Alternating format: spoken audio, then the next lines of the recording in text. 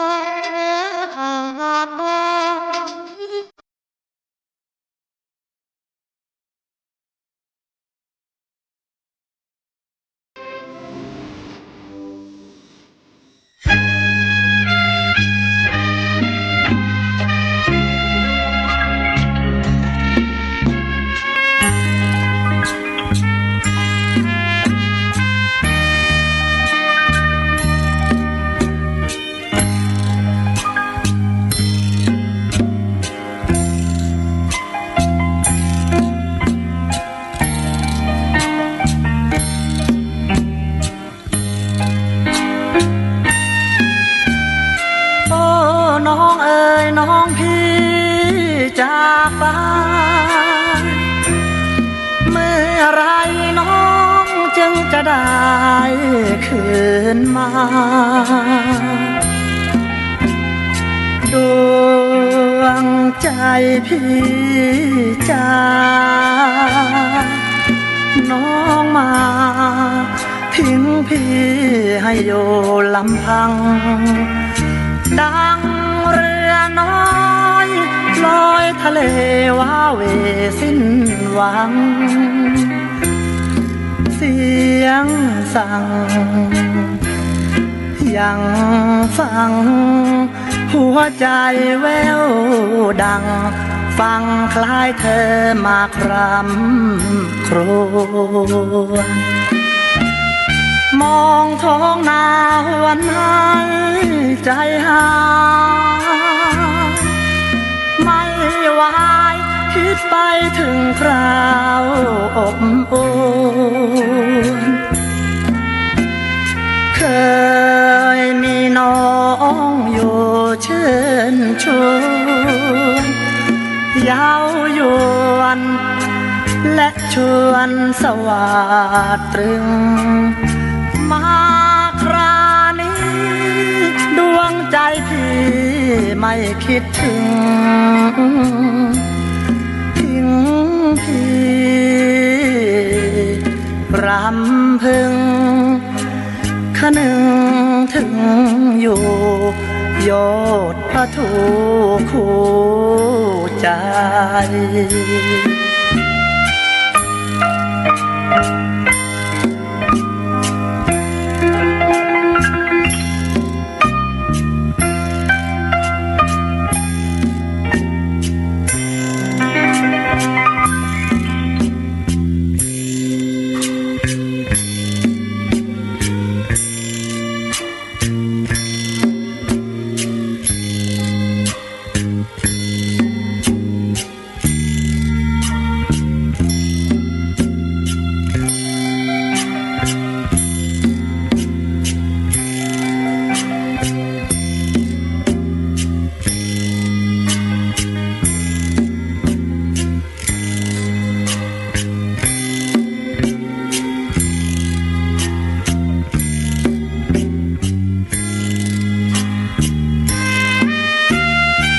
มองท้องนา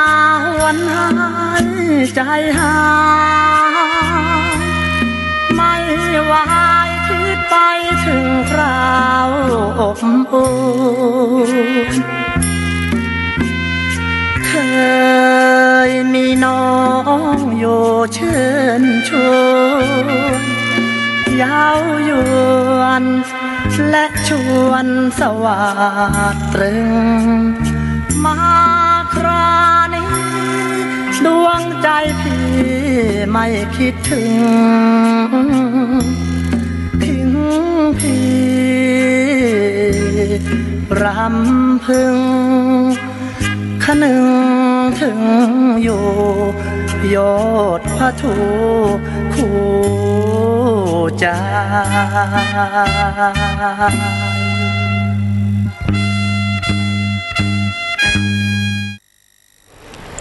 กับ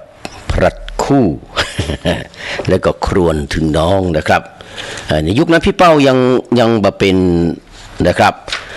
ยังมาเป็นโรคเขาเรียกว่าอย่างกล้องเสียงนะครับยังมามีกล้องเสียงอักเสบนะครับกำลังเขาเรียกว่าคีย์ของพวกนี้นะครับเวลาร้องเพลงนี่สูงสุดๆเลยนะครับเราสังเกตนะครับเพื่อจะมามีปัญหาในช่วงปี2524เป็นต้นมาจนถึงปี2525-26เนี่ยเพิ่งถึงไปผ่าตัดกล้องเสียงที่ก็คือลดไปเลยก็คือวันที่เดือนพศ2527-28นี่คือบัดสามารถปิกไปฮ้องเพลงนะครับได้เหมือนก่อนละคือคีย์เนี่ยจะมาได้แล้วครับคีย์นี่นะที่ฮ้องเพลงครวญถึงน้องแล้วก็เพลงอย่างก็นะครับเพลงพลัดคู่เนี่ยครับจะฮ้องมาได้ละนะครับจะฮ้องมาได้ละนะครับจะฮ้องได้ละจะฮ้องได้ก็ใกล้จ่ายนะครับแล้วก็วันนี้รักวันนี้ลืมนะซึ่งเป็นชุดท้ายๆนะครับชุดท้ายๆแต่ยังไม่ใช่ท้ายเต้นะครับยังไม่ท้ายเต้เนี่ยแต่ว่าเป็นเพลงที่เปิ้นลดคีย์มาแบบสุดๆนะครับแล้วจะฮ้องสดๆมันเมือนบ่ได้ละนะครับจะฮ้องสดๆแบบเมือนบ่ได้ละเพราะเสียงมันบ่ฮื้อแล้วอันนี้เรียกว่าสังขารมันบ่เที่ยงแท้แน่นอนมีความเกิดขึ้นแปรปรวนนะฮะและก็ดับสลายไปในที่สุดครับกราบนมัสการขอบพระคุณท่านพระครูสมุวิสุวัฒน์วรกิจโจนะครับหลวงพ่อผู้อำนวยการสถานีคลื่น 104.50 เมกะเฮิรตซ์วัดไฟหินนะครับแล้วก็พี่ใหม่เนอร์นะครับที่ได้ลิงก์สัญญาณไปเป็นที่เรียบร้อยในวิเคราะห์ข่าวสารตำนานเพลงเก่านะครับรายการผมนี่นะฮะวิจัยคดีไม่ต้องว่านะครับวิเคราะห์ข่าวสารตำนานเพลงเก่าเล่าสู่กันฟังแบบนี้นะครับมีถึงข่าวสารนะครับแล้วก็เขาเรียกว่ามีสาระและบันเทิงนะเหมือนกับนิพนธ์อย่างก็ตีตัวน้อยๆนะผมชอบนะครับนิพนธ์สุวรรณนี่ก็นั่นน่ะFM 100แต่ก่อนนะครับหมุนมา FM 100นะครับเสียงสื่อสารมวลชนนะครับคนนิพนธ์นะครับเป็นคนที่ไหนทั้งสิงห์บุรีสระบุรีนะแต่มาดังบ้านเฮานะครับแต่ก่อนนี้โอ้ใครเปิดฟังเพลงนิพนธ์นี่โอ้มันม่วนนะครับมันก็คือสาระความบันเทิงก็รู้สึกว่าจะแก้กองปิงนะครับสรนิพนธ์นะครับแต่ว่าเดี๋ยวนี้เริ่มไม่ได้มีเสียงไม่ได้หายไปแล้วได้หันแล้วนะครับวันก่อนนะครับเพิ่นเขียนกฎอย่างว่าเรื่องแท้งความคิดนี่นะครับของคุณนิตเศรษฐีราชนะครับ เพราะว่าคุณแท้งคุณนิตเสกธีระเนี่ยเป็นไปฟังการสัมมนาไทยแลนด์นะครับ2020ไฟนะฮะก็คือ2025นะครับไทยแลนด์2025โอกาสความหวังและความจริงนะครับของหนังสือพิมพ์เรียกว่าประชาชาติธุรกิจนะเพื่อนฟังแล้วว่าได้ปัญญานะครับมีวิทยากรหลายคนได้อู้ถึงโอกาสความหวังความจริงนะครับเหมือนดังหัวข้อในการสัมมนาได้ดีพอสมควรแต่ที่ดีนะครับก็คือคุณปิติตันทกเกษมประธานเจ้าหน้าที่บริหารธนาคาร TMB ธนาชาติหรือว่า TTB นะครับเปิ้นย้อนไปนะครับย้อนเวลาของประเทศไทยนะไปเมื่อ70ปีก่อนนะครับ70ปีก่อนนะครับเป็นหลังจากที่นะครับได้ก่อร่างสร้างเนื้อสร้างตัวแล้วนะครับเฮาไปค้นในช่วงนั้นถ้า70ปีก่อนเนี่ยเนาะประชาธิปไตยเฮานี่มัน80ปีแล้วหรอ90นะฮะ2475 92ปีแล้วนะครับแต่ว่าเมื่อ70ปีนะครับประเทศไทยเปิ้นว่าได้แตงหวยถูก3ใบแตงหวยถูก3ใบนะใบแรกคืออย่างครับ เลขอย่างบ่ต้องถามนะครับใบแรกคือการตัดสินใจเข้าสู่ประชาธิปไตยและทุนนิยมพี่น้องนี่ถ้าวันนี้เขายังเป็นเผด็จการอยู่นะครับไปอย่างอยู่เนี่ยครับเขาก็คงนะครับบะหมี่นะครับอันอย่างจะฮื้ออันนี้เขาละนะครับมันก็จะเกิดปัญหาหลายสิ่งหลายอย่างนะครับดังนั้นนะครับเขาได้ตัดสินใจเข้าสู่ระบบประชาธิปไตยนะครับแล้วก็ระบบทุนนิยมที่คือความอิสระเสรีนะครับกับการเมืองก็ดีการทำธุรกิจอย่างก็ดีถึงแม้ว่าประชาธิปไตยของเขานะครับจะล้มลุกคลุกคลานนะครับด้วยการแบ่งกันนะครับตั้งเผด็จการเข้ามาปกครองพ่องการเลือกตั้งมีพ่องกสลับซับไปอย่างนะครับนะก็ยังดีกว่าที่จะเป็นระบอบอื่นนะครับถ้าเขายังเป็นระบอบอื่นอยู่นี่ครับเขาก็สามารถที่จะในไปพัฒนาไปได้เต้ากับนะครับดังนั้นก็ถูกหวยใบแรกนะครับก็คือการตัดสินใจเข้าสู่ระบอบประชาธิปไตยและทุนนิยมถึงแม้ว่ามันจะล้มลุกคลุกคลานแต่เขาก็คลานมาตามลำดับนะครับจนเขาถูกหวยใบที่2ก็คือหูจักเลือกผู้เชี่ยวชาญมาร่วมพัฒนาทรัพยากรของชาติก็คือมีเทคโนแครตเนาะเขาเรียกว่าเทคโนแครตหรือว่าผู้เชี่ยวชาญนะครับมาร่วมพัฒนาทรัพยากรของชาตินะครับอาศัยคนที่มีความรู้ความเชี่ยวชาญนะมานี่นะเมื่อก่อนเมื่อสัก30-40 ปีก่อนเขามีรัฐมนตรีว่าการกระทรวงการคลังนะครับจบป .6 พี่น้องจบม .6เขาไม่ได้ดูถูกว่าไผ่จบท่านจบนี่นะครับแต่ว่าก็ยังว่าบางเตื้อถ้าบอกหูอย่างเลยครับแล้วเป็นรัฐมนตรีว่าการกระทรวงการคลังโดยที่มันไม่ได้หู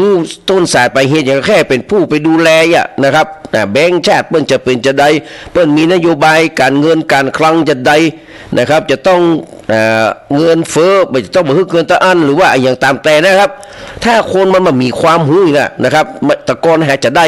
ถ้าเป็นยุคนี้ผมว่าบ่ได้ละนะครับดังนั้นหวยใบที่2ของเขาก็คือเฮาหูจักเลือกผู้เชี่ยวชาญมาร่วมพัฒนาทรัพยากรธรรมชาติก็ครับเขาได้อาจารย์ดร.ปรีดีพนมยงค์นะครับได้ดร.ป่วยอึ้งภากรและแถมมาถึงยุคทักษิณชินวัตรนี่นะครับก็ถือว่าเป็นเทคโนแครตเป็นผู้เชี่ยวชาญด้านเศรษฐกิจแล้วก็ยุคหลังๆว่าก็มีแหมนักนะครับส่วนใบที่3ที่เขาถูกหวยก็คือการเปิดประเทศรับการลงทุนจากญี่ปุ่นและผลักดันไทยให้เป็นฐานผลิตนะครับมีนิคมอุตสาหกรรมตั้งแต่ภาคตะวันออกมาจนถึงที่ละปูนี่ก็มีภาคเหนือเขาเนี่ยนะครับ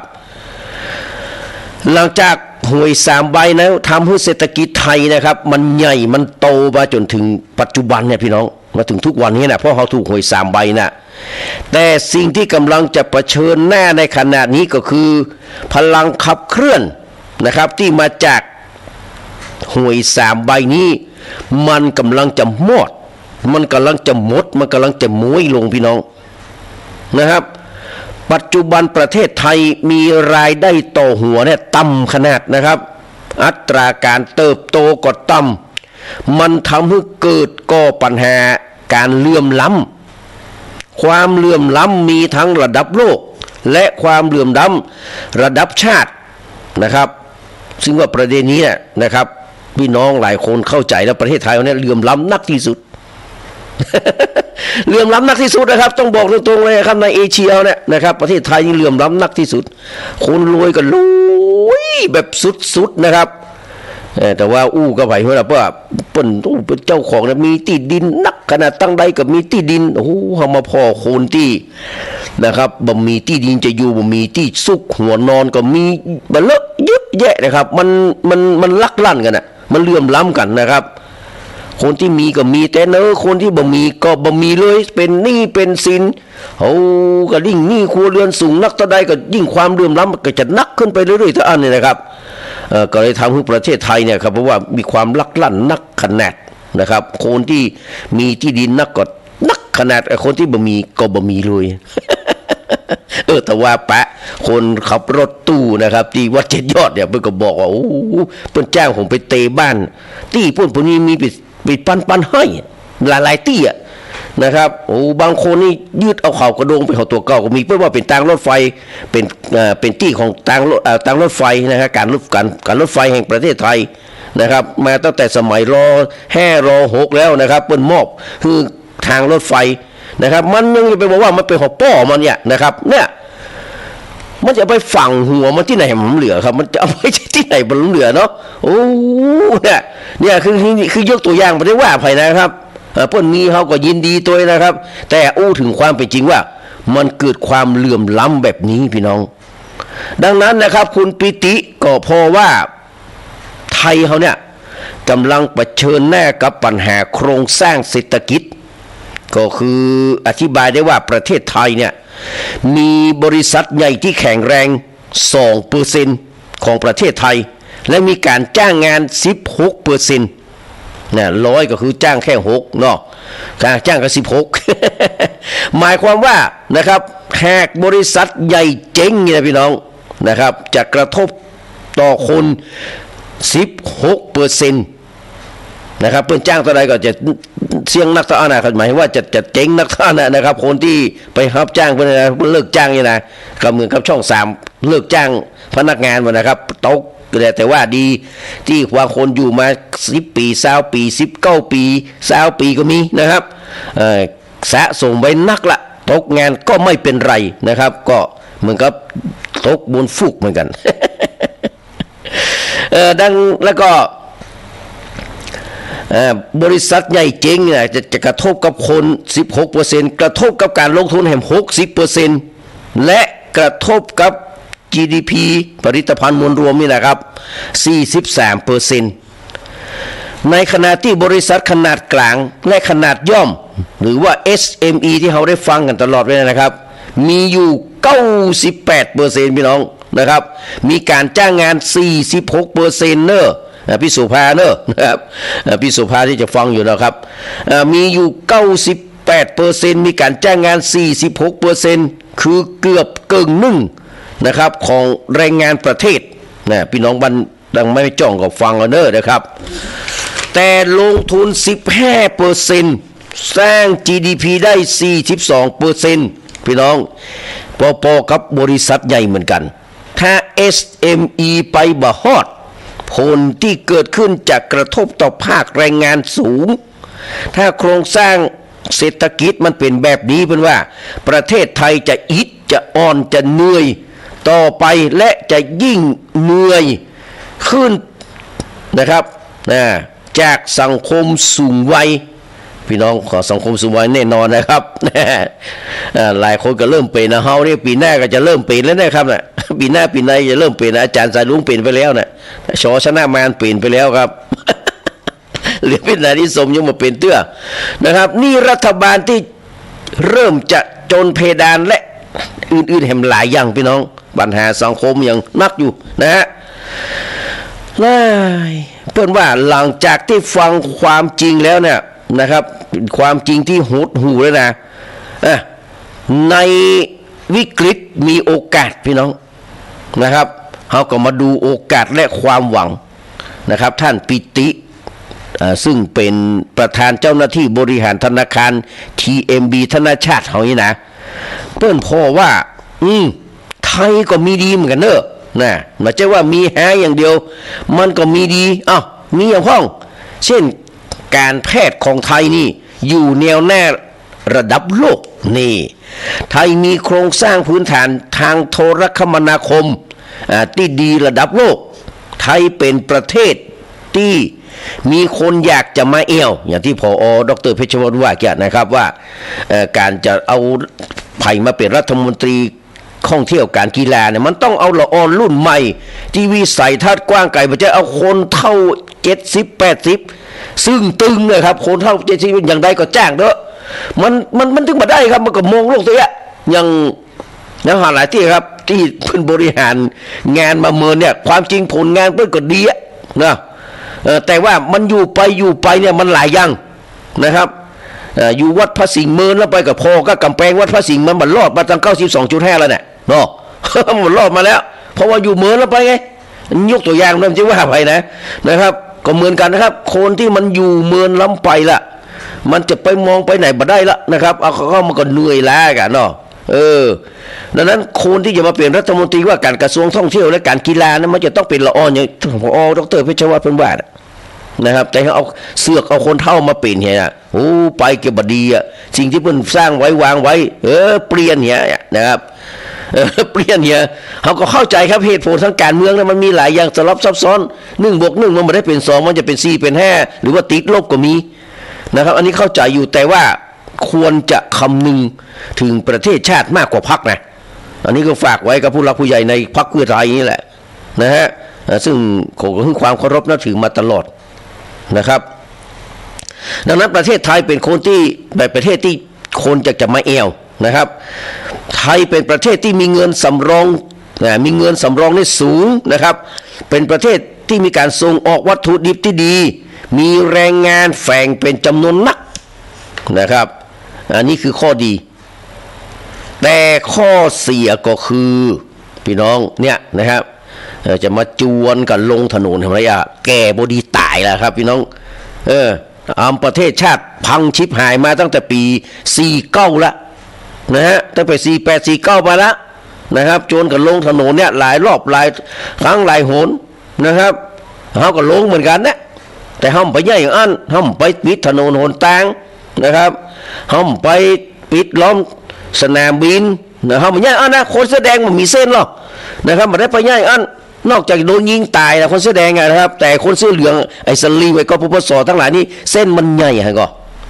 ครับเส้นมันใหญ่นะครับมันไปเนี่ยได้ครับปิดศูนย์ราชการอะไรอย่างก็ชัดดาวกรุงเทพมันมีพยานอย่างเช่นปรับ500 บาทนะศาลก็คือความเมตตาเขาบอกว่าก่อนนะบอกวิจารณ์นะไม่ได้วิจารณ์แต่ความจริงอ่ะนี่คือข้อเสียคือมันคงพร้อมจริงๆมันมาจากคำว่าทีละหรือว่าเถระนี่นะครับนั้นคำว่าเถระเนี่ยก็มาจากคำว่าทีละแปลว่าความมั่นคงนะครับเสถียรภาพนะเสถียรภาโวนะครับความมั่นคงทางการเมืองและขั้นตอนการขออนุญาตลงทุนนี่มันยุ่งยากมีการคอร์รัปชันสูงก็50-60กว่าน่ะปะโทนะเสถียรภาพการเมืองนะก็นายกอุ้งอิงมาอยู่ถึงปีแล้วจะลงถนนไล่เพื่อนละเอาตั้งแต่วันแรกแล้วเพราะบัดโตดเพื่อนก็โตดป้อเพื่อนเนี่ยนะครับไปโตดนั่นโตดนี่ MOU อยู่มาสักที่ปีแล้วแย้งกันไปละคุดขึ้นมาใหม่นะครับร้องนั่นร้องนี่นะครับมันนักลำไปครับมันก็เลยโคนที่เพื่อนพอมาเพื่อนจริงแง่วอย่างสู่เขาหรอกนะไม่ใช่แง่วอย่างมูสู่เขาที่จวนคนนั้นคนนี้สู่เขาแง่วมาพอจวนคนนี้แง่วกว่าไปย่าแหมอ่ะไอ้คนที่แง่วกว่าก็เชื่อสู่เขาอ่ะนะมันก็เลยเกิดปัญหาครับมันก็เลยเกิดปัญหาสุดท้ายแล้วรัฐบาลนะครับอยู่ในสภาวะที่เป็นเป็ดง่อยเมื่ออย่างสมัยท่านนายกยิ่งลักษณ์ ก็ฮะคือมันยังบ่ได้อะนะครับหมู่นั้นมันเส้นใหญ่หมดอะครับคนใหญ่ในบ้านในเมืองก็สนับสนุนเพื่อเนี่ยบ่ฮู้เป็นไผฮู้จักนะครับก็มันก็เลยเกิดปัญหานะครับขนาดลาออกไปแล้วก็ยังลาซ้ำแล้วโป๊ดถึง3โป๊ดอย่างเงี้ยโป๊ดแค่ไปย้ายข้าราชการนะครับคนเดียวบ่ได้ครับป้าต้องตำแหน่งนายกคณะรัฐมนตรีลุดลอยไปเลยอ่ะโอ้ยใหญ่อันล้ำเหลือพี่น้องนี่คือเสถียรภาพการเมืองอ่ะเฮาบ่อยากไปวนไปลูปนั้นแหมนะครับเฮาบ่อยากไปถึงจุดนั้นแหมมันประเทศชาติมันจะบ่เดินไปสักเทื่อนักลงทุนเพิ่นก็พอว่าเสถียรภาพทางการเมืองเฮามั่นคงก็ดีก็รัฐบาลแม้แต่ในภายในรัฐบาลเองก็มีปัญหาจอกแจ๊กๆเขากระโดงว่าไงล่ะอันพายว่าไงอ่ะMOU CC อย่างนั้นนะครับโอ้อย่ายับมาใส่เป็นเครื่องต่อรองทางการเมืองกันอันนั้นก็แฮก็มีสวสีน้ำเงินหรือเปล่าเนี่ยอันนั้นก็แฮก็มีเนี่ยอันนี้เป็นของศาลผู้พิพากษามาแล้วเป็นอย่างอี้คิงจะเอาเพิ่นอยู่กันอ่ะนี่ก็ไปนี่กันมานะครับเวลามีปัญหาแล้วครับพระราม2อ่ะเป็นโศกนาฏกรรมแล้วก็เป็นอย่างหลายๆอย่างครับ20 กว่าปีมาแล้วสักเตื้อโคนตายไปเป็นปันอุบัติเหตุนะครับไม่ใช่ว่ารถชนกันอย่างเดียวนะพอคานหลุดกาอย่างแกปุ่นตกใส่โคนพ่องกานะครับ มีสปะสเปดคือได้ยินได้ฟังกันมาตลอดแล้วมันเป็นอย่างมหากาพระตะคะยิ่งกว่าหนังอินเดียกันนะครับไอ้ราม2เนี่ยพระราม2เนี่ยมันทำไมมันจะแล้วสุริยะคาดไปพอกับเราสุริยะเฮ้ยลำคาญเฮ้ยนะครับลำคาญคือสุริยะไปพอกันด้วยเฮ้ยนะมันแน่ลำคาญขนาดนี้ก็เป็นเสถียรภาพทางการเมืองแล้วก็ขั้นตอนการขออนุญาตเนี่ยมันยุ่งยากต้องผ่านนี่เขาก็รู้ครับระบบข้าราชการไทยน่ะมันยุ่งยากถ้ามันมีน้ำฮ้อนน้ำชาใต้โต๊ะใต้ตังใต้เตียงเนี่ยบ่ค่อยลื่นบ่ค่อยไปบ่ค่อยหม้อมันมาเป็นกอบกุ้งบนแน่นเนี่ยมันมามีธรรมาภิบาลน่ะนะมันมาธรรมาภิบาลน่ะเนี่ยต้องมีน้ำฮ้อนน้ำชาน้ำหล่อลื่นแน่ๆก็คือนำไปสู่การคอร์รัปชันเนี่ยห้องใต้โต๊ะคุณจะอันนี้กาคุณจะเปิดนี่กาผมขอ40เนี่ยผมขอ30เนี่ยนะซองคุณแหน่มันก็บางได้ถนนก็บางได้นะคอนกรีตคุณก็บางได้เล็กคุณก็หนุนน้อยลงได้มันเป็นอย่างนี้หมดนะครับถ้ามันมีการคอร์รัปชันนี่โอ้ถนนแน่สถานีเนี่ยนะครับ 92.5 สุวิคหรือว่าทางขึ้นวัดฝ่ายหินนะครับเปิ้นเททองมาแล้วอาจารย์เปิ้นเททองไปเรียบร้อยแล้วถ้าว่ามันมีการคอร์รัปชันในประเทศไทยนะเอาอย่างในบ้านของนายห้างทองธรรมวัฒนะนั่นน่ะลิฟต์ยังเป็นทองอ่ะพอลิฟต์ยังเป็นทองอ่ะถามว่าประเทศไทยนี่เทเป็นทองเลยแล้วก็ได้กันถ้ามันไม่คอร์รัปชันน่ะนะครับอันนี้มันเติร์คอร์รัปชันนะครับกินนะตั้งแต่อปต.อมทุกบาททุกสตางค์อ่ะมีก็มีใครจะไปวอกว่ามันมีนะมีหมดอ่ะนะมันสำคัญว่ามีแล้วแต่เนี่ยคือมันดีก่อนมันก็เลยเป็นโรคติดต่อระบาดมาจนถึงทุกวันนี้นะครับนักลงทุนเพิ่นจากต่างชาติไปจวนเพิ่นมาไปอย่างเพิ่นมาเนี่ยเพิ่นมาพอสภาพแวดล้อมตั้งแต่เรื่องเสถียรเสถียรภาพทางการเมืองการติดต่อการขอใบอนุญาตและมาดูว่าจะต้องจ่ายใต้โต๊ะนะเบี้ยบ้ายรายทางแห่งสักเท่าใดนะครับค่าสูงหุ้ยต่างๆมันนักลงไปไงมันก็เลยหับปากไว้นะอย่างเศรษฐาไปจวนหันมาสักหลายหรอเปิ้นก็กึดนะครับว่าขนาดตัวเก่ายังตกเก้าอี้ไปโดยบ่หูเนื้อหูตัวเปิ้นบอกเลยว่านะพี่หนานเพชรไปกว่าพี่หนานอีสงก็บอกคือเศรษฐาก็ว่าจะไปเอาแม่นะบาดนี้เนี่ยมันบ่ดีไผจะใจก็จ้างเถอะคุณเป็นนายกคุณมีอำนาจสูงเป็นแอบสูงอยู่หั่นน่ะคุณมีอำนาจสูงแล้วคุณจะเอามายังเนี่ยบ่เชื่อพี่น้องครับบ่เชื่อก็ตกกะนะฮะได้ทีของไอ้บ้านป่าหน้าซึ่งนะครับไอ้บ้านป่าหน้าซึ่งก็ใจนะครับอดีตสวที่เป็นข้าทาสรับใจของมันเลยนะครับมาจัดการซอยเป็นที่เรียบร้อยครับศาลรัฐธรรมนูญก็หูอยู่คือมาจากไหนเนาะจะคัดใจคนที่แต่งตั้งมาได้จะได้นะครับดังนั้นก็นี่คือข้อเสียพี่น้องนะพอมีข้อเสียเพราะว่าในวิกฤตมันมีโอกาสนะครับท่านปิติคุณปิติเนี่ยนะเปิ้ลบอกว่านอกจากเขาจะถูกหวย3 ใบที่ทำเขาเดินมาแล้วมันใกล้จะจบแล้วใกล้จะมวยแล้วมันใกล้หมดแหงแล้วหวย3 ใบนะต่างให้เลื่อยหล่อลงไปแล้วต่างที่ใจจากหวย3 ใบนะครับประเดี๋ยวนี้เขาต้องนะครับ ได้จากหวยแฮม4 ใบเขาจะต้องถูกหวยแฮม4 ใบรางวัลที่ 1หมดเลย เอาหวยอย่างพ่อคนว่าหวยใบที่ 1ของคุณปิติก็คือว่าการลงทุนของภาครัฐต้องเปลี่ยนแปลงการลงทุนจากรัฐลงทุนเองมาเป็นการทำ PPP ก็คือให้เอกชนเนี่ยนะครับเปิ้นได้มีส่วนร่วมลงทุนนักที่สุดรัฐลงเองเนี่ยนะครับมันก็ทำให้เกิดปัญหาเบี้ยบ้ายหลายทางหลายที่หลายอย่างนะก็จะมาถึงกับไอติมนะครับเหลือกระแท่งเนี่ยเหลือกับไม้เนาะในทีมละลายหมดแล้ว ดังนั้นคือเอกชนนะครับเพื่อมีส่วนร่วมนักที่สุดอันนี้เป็นหวยใบที่ 1หวยใบที่ 2นะครับการเทิร์นหรือการเปลี่ยนนี่นะครับการเทิร์นความแข็งแกร่งของเอกชนคือเป็นโอกาสผ่านโมเดลธุรกิจดอกไม้กับแมลงนี่นะคือกับแบบน้ำปึ้งเหือเสือปึ้งปลาอย่างนอนเนี่ยนอนบางจริงบางอย่างนี่มันถ้ามันดูแลต้นไม้ไปอย่างดีหรอกมันหึงไห่มากินบางอย่างมันอย่างเพลงของไอ้หนูมิเตอร์เนี่ยนะคณะธุรกิจดอกไม้กับเพลงกับแมลงนะครับน้ำพึ่งเหือเสือพึ่งปลานะครับฉะนั้นข้าวเปลือกปึ้งข้าวสารเนาะมาม่าปึ้งปลากระป๋องแบบนี้นะครับด้วยการผลักดันให้บริษัทใหญ่เข้ามาสนับสนุนกับ SME เพื่อให้ครัวเรือนจำนวนมากมีรายได้สูงขึ้นอันนี้หวยใบที่ 2จะถูกบ่ถูกเพราะนะฮะส่วนหวยใบที่ 3ความช่วยเหลือจากภาครัฐอันนี้เป็นข้อที่น่าสนใจเพื่อนว่านะครับคุณปิติยังกล่าวเสนอว่าการช่วยเหลือของภาครัฐนั้นจะต้องมีแต่ควรจะช่วยเหลือแก่กลุ่มเป้าหมายต่างๆตามระดับรายได้เป็นว่านะเป็นว่ากลุ่มรายได้ที่น้อยขนาดจนอยู่บ่ได้เนี่ยนะเพื่อนว่านะมันมีนะครับคนที่อยู่บ่ได้นะมีนะครับควรจะให้สิทธิ์แทนการให้เงินเอาไงสิทธิ์อย่างไรอย่างว่าสิทธิ์ได้การให้ได้ปุ๋ยได้ปุ๋ยเติมน้ำมันรายเดือนทำให้ต้นทุนในการทำงานต่ำลงนี่ก็เป็นข้อเสนอที่น่าสนใจสังเกตได้ว่าการช่วยเหลือดังกล่าวยืนอยู่บนหลักการคนต้องทำงานอันนี้ทิ้งมาถูกต้องนะครับคนที่ได้เงินหมื่นบางคนก็ไปเอาไปแบกรับเอาไปกินเหล้ามันก็มีส่วนหนึ่งมาเกิดการลงทุนมาเกิดการจากต่อยอดอย่างสักอย่างก็มีแต่ว่าถ้าว่าเป็นเจ้าให้เจ้านาเป็นเจ้าส่วนเป็นอย่างก็ตามแต่เกษตรกรเนาะ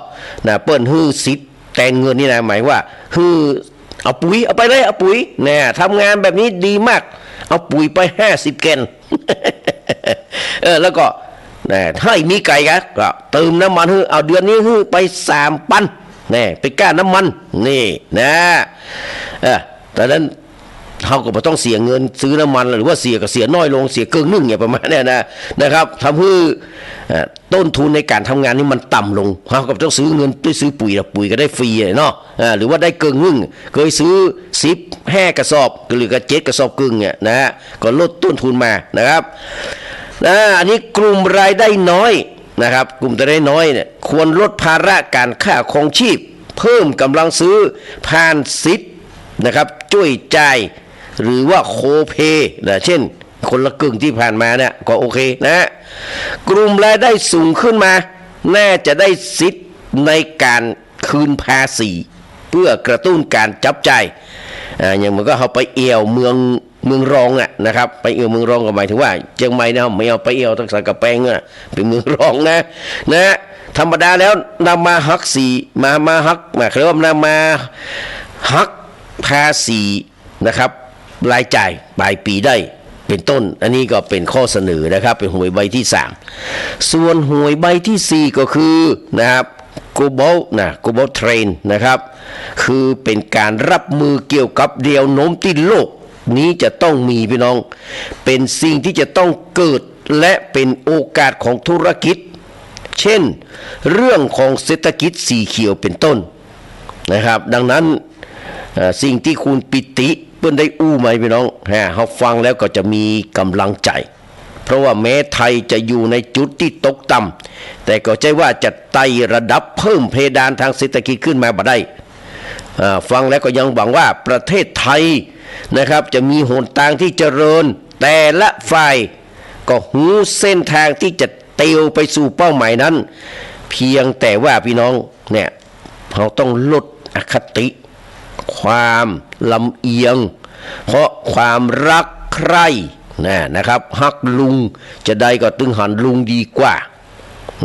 นายกอุ้งอิงเข้ามาพรรคเพื่อไทยเข้ามาจะได้มันก็ตึงบ่ชอบมันบ่ดีมาดีในสายตาของคุณนะครับ ท่านลดตรงนี้ไปเห็นมันจะดีนะเนาะนี่นะโทสะคติความโกรธความคึงเครียดความขัดแย้งต่างๆระหว่างกลุ่มคนทั้งหลายเนี่ยลดลงอีกก็ดีนะครับแล้วก็ลดโมหะคติลดความโง่เขลาเบาปัญญาความลุ่มหลงไปก็จะดีนะครับแล้วสุดท้ายพยาคติลดความกลัวความเกรงความหวาดระแวงว่าเพื่อจะเอานั้นไปนั่นไปนี่นะครับถ้าเราลดอคติเหล่านี้ได้เนี่ยครับแล้วก็เปิดโอกาสให้ประเทศไทยได้เดินหน้าประเทศไทยจะเดินได้ด้วยกับวิธีใดครับก็ที่ปล่อยให้รัฐบาลเนี่ยครับมันได้บริหารแบบบ่ต้องห่วงแน่พระวงหลังบ่ต้องมีคนมาดึงแข้งดึงขาเอาคนมาเอาไม้แส้มาจิเอามานี่นะโอ้ยมันน่ารำคาญพี่น้องไอ้นักร้องทั้งหลายพงกาเนี่ยอันดีๆที่จะไปห้องบ่ห้องนะครับเอาไปที่เพื่อนทำให้เพื่อนเสียสมาธิไปอย่างอันอย่างนี้จัน14พงกาจันนั่นจันนี่พงกามันนักหนาป่าป้านมันจะทำให้รัฐบาลเนี่ยนะครับบ่มีสมาธิในการทำงานและประเทศชาติมันก็จะเดินหน้าไปได้เดินหน้าไปได้ก็เสียโอกาสพี่น้องนะครับดังนั้นจึงบอกแล้วว่า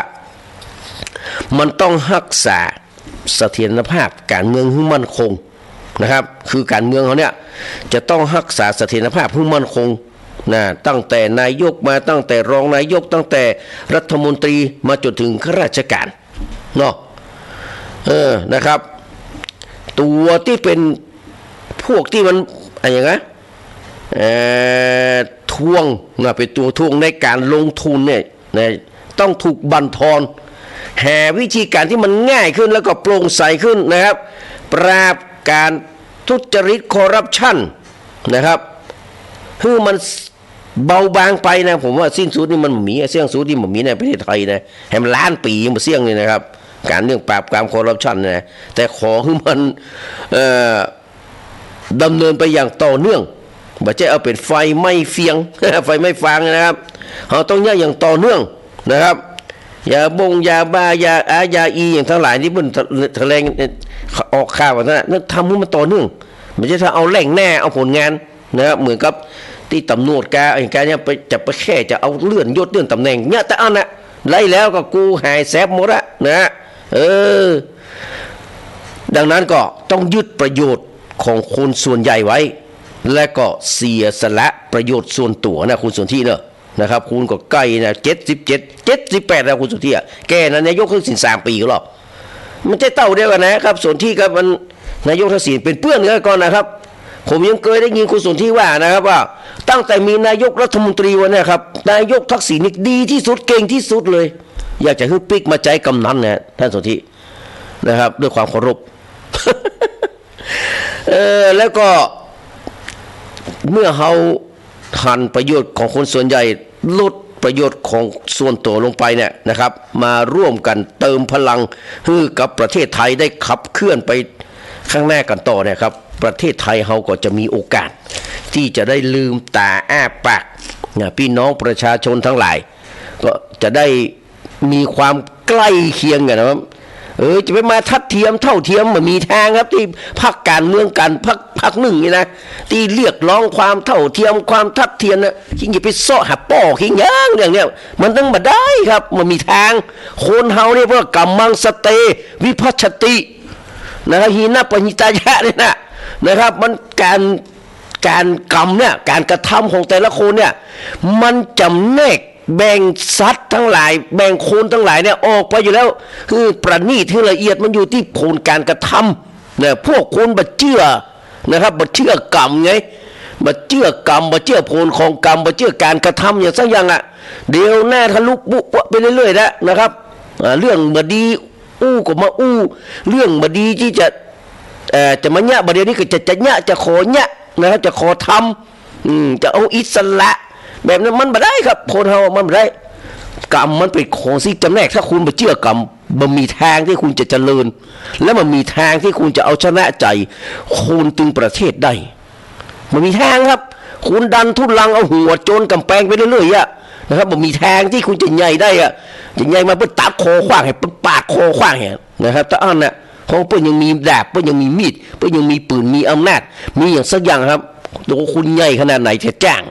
นะคุณจะมีคนเลือกมาเป็นเจ้าใดก็จ้างเพื่ออย่าปาดคอคุณขว้างก่อนนะเพราะคุณแบบฉลาดเพราะคุณรู้ว่าคุณแบบเชื่อผลของกรรมของการกระทำหลายๆอย่างคุณแบบมีศาสนาง่ายๆนะคนมันมีศาสนาเนี่ยมันมีทางครับที่จะอยู่ในเจริญได้มันจะมีแต่สร้างแต่ความเดือดร้อนอย่างเดียวนะดีก็ปากดีก็อู้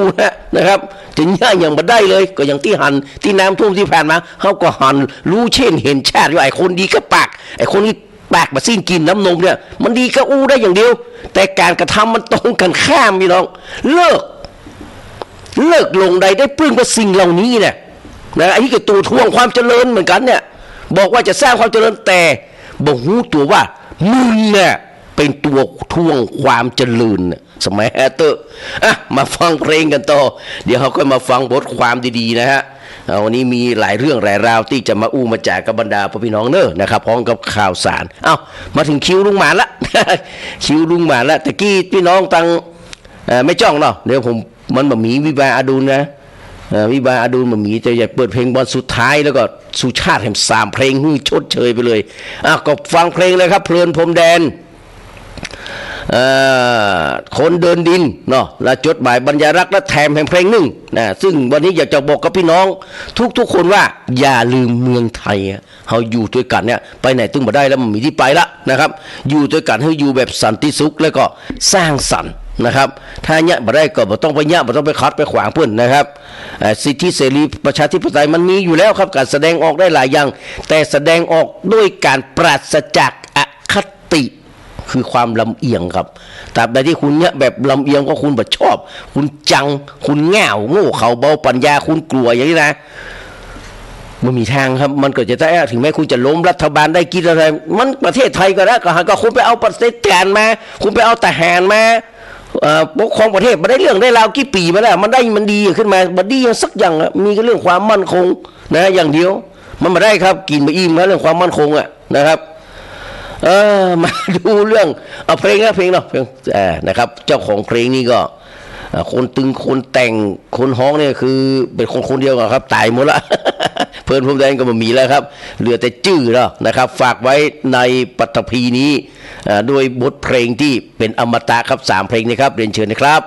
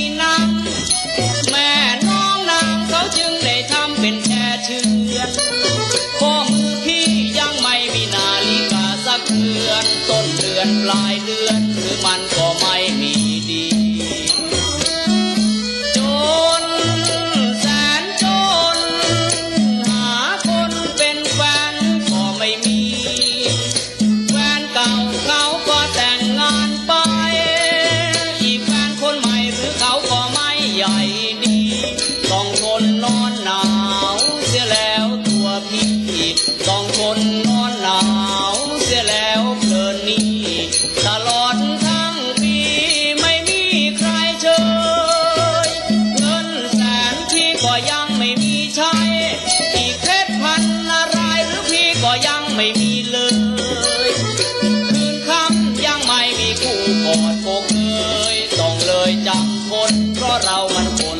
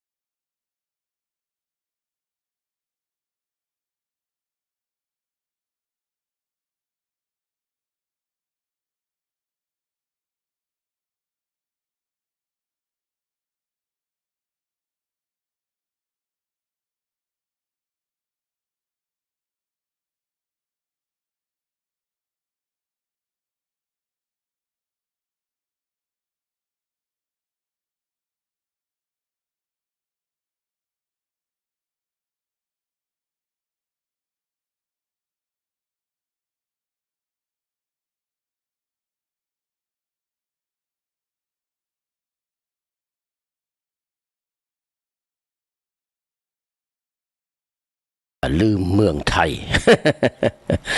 เพลงนี้ก็น่าจะปีประมาณปี2545นะครับถึง16เนี่ยนะครับมันก็มีคนไปเรียนหนังสือในเมืองนอกบางคนบอกอู้ไทยนะ บางคนนี่มีนะฮะเป็นนักแสดงหนังแต่ก่อนนี้ครับจะมาบอกชื่อเดี๋ยวเพื่อจะฟ้อง จะบอกอู้ไทยเลยครับคนนี้จะบอกอู้ไทยอู้ได้ก็อู้ได้นะฮะแต่เพื่อจะมายอมอู้เลยเป็นนางเอกนะระดับนางเอกนะครับแล้วก็มีพระเอกกับบางคนที่ไปเรียนเมืองนอกมานะครับมายอมอู้ไทยนี่เพื่อว่าคือมีวัฒนธรรมไทยอ่ะก็ช่วงนั้นนี่ก็เป็นช่วงการเมืองนะฮะก็ทีแรกเพื่อก็จะมีการห้ามนะครับเพลงเนี่ยนะครับเพราะว่ามันสื่อไปถึง สื่อไปถึงหลายอย่างครับนะขอบคุณแดงกาดก้อมเนอะแดงกาดก้อมย่อมรู้ดีว่าเพลงนี้มันสื่อว่าอะไรนะ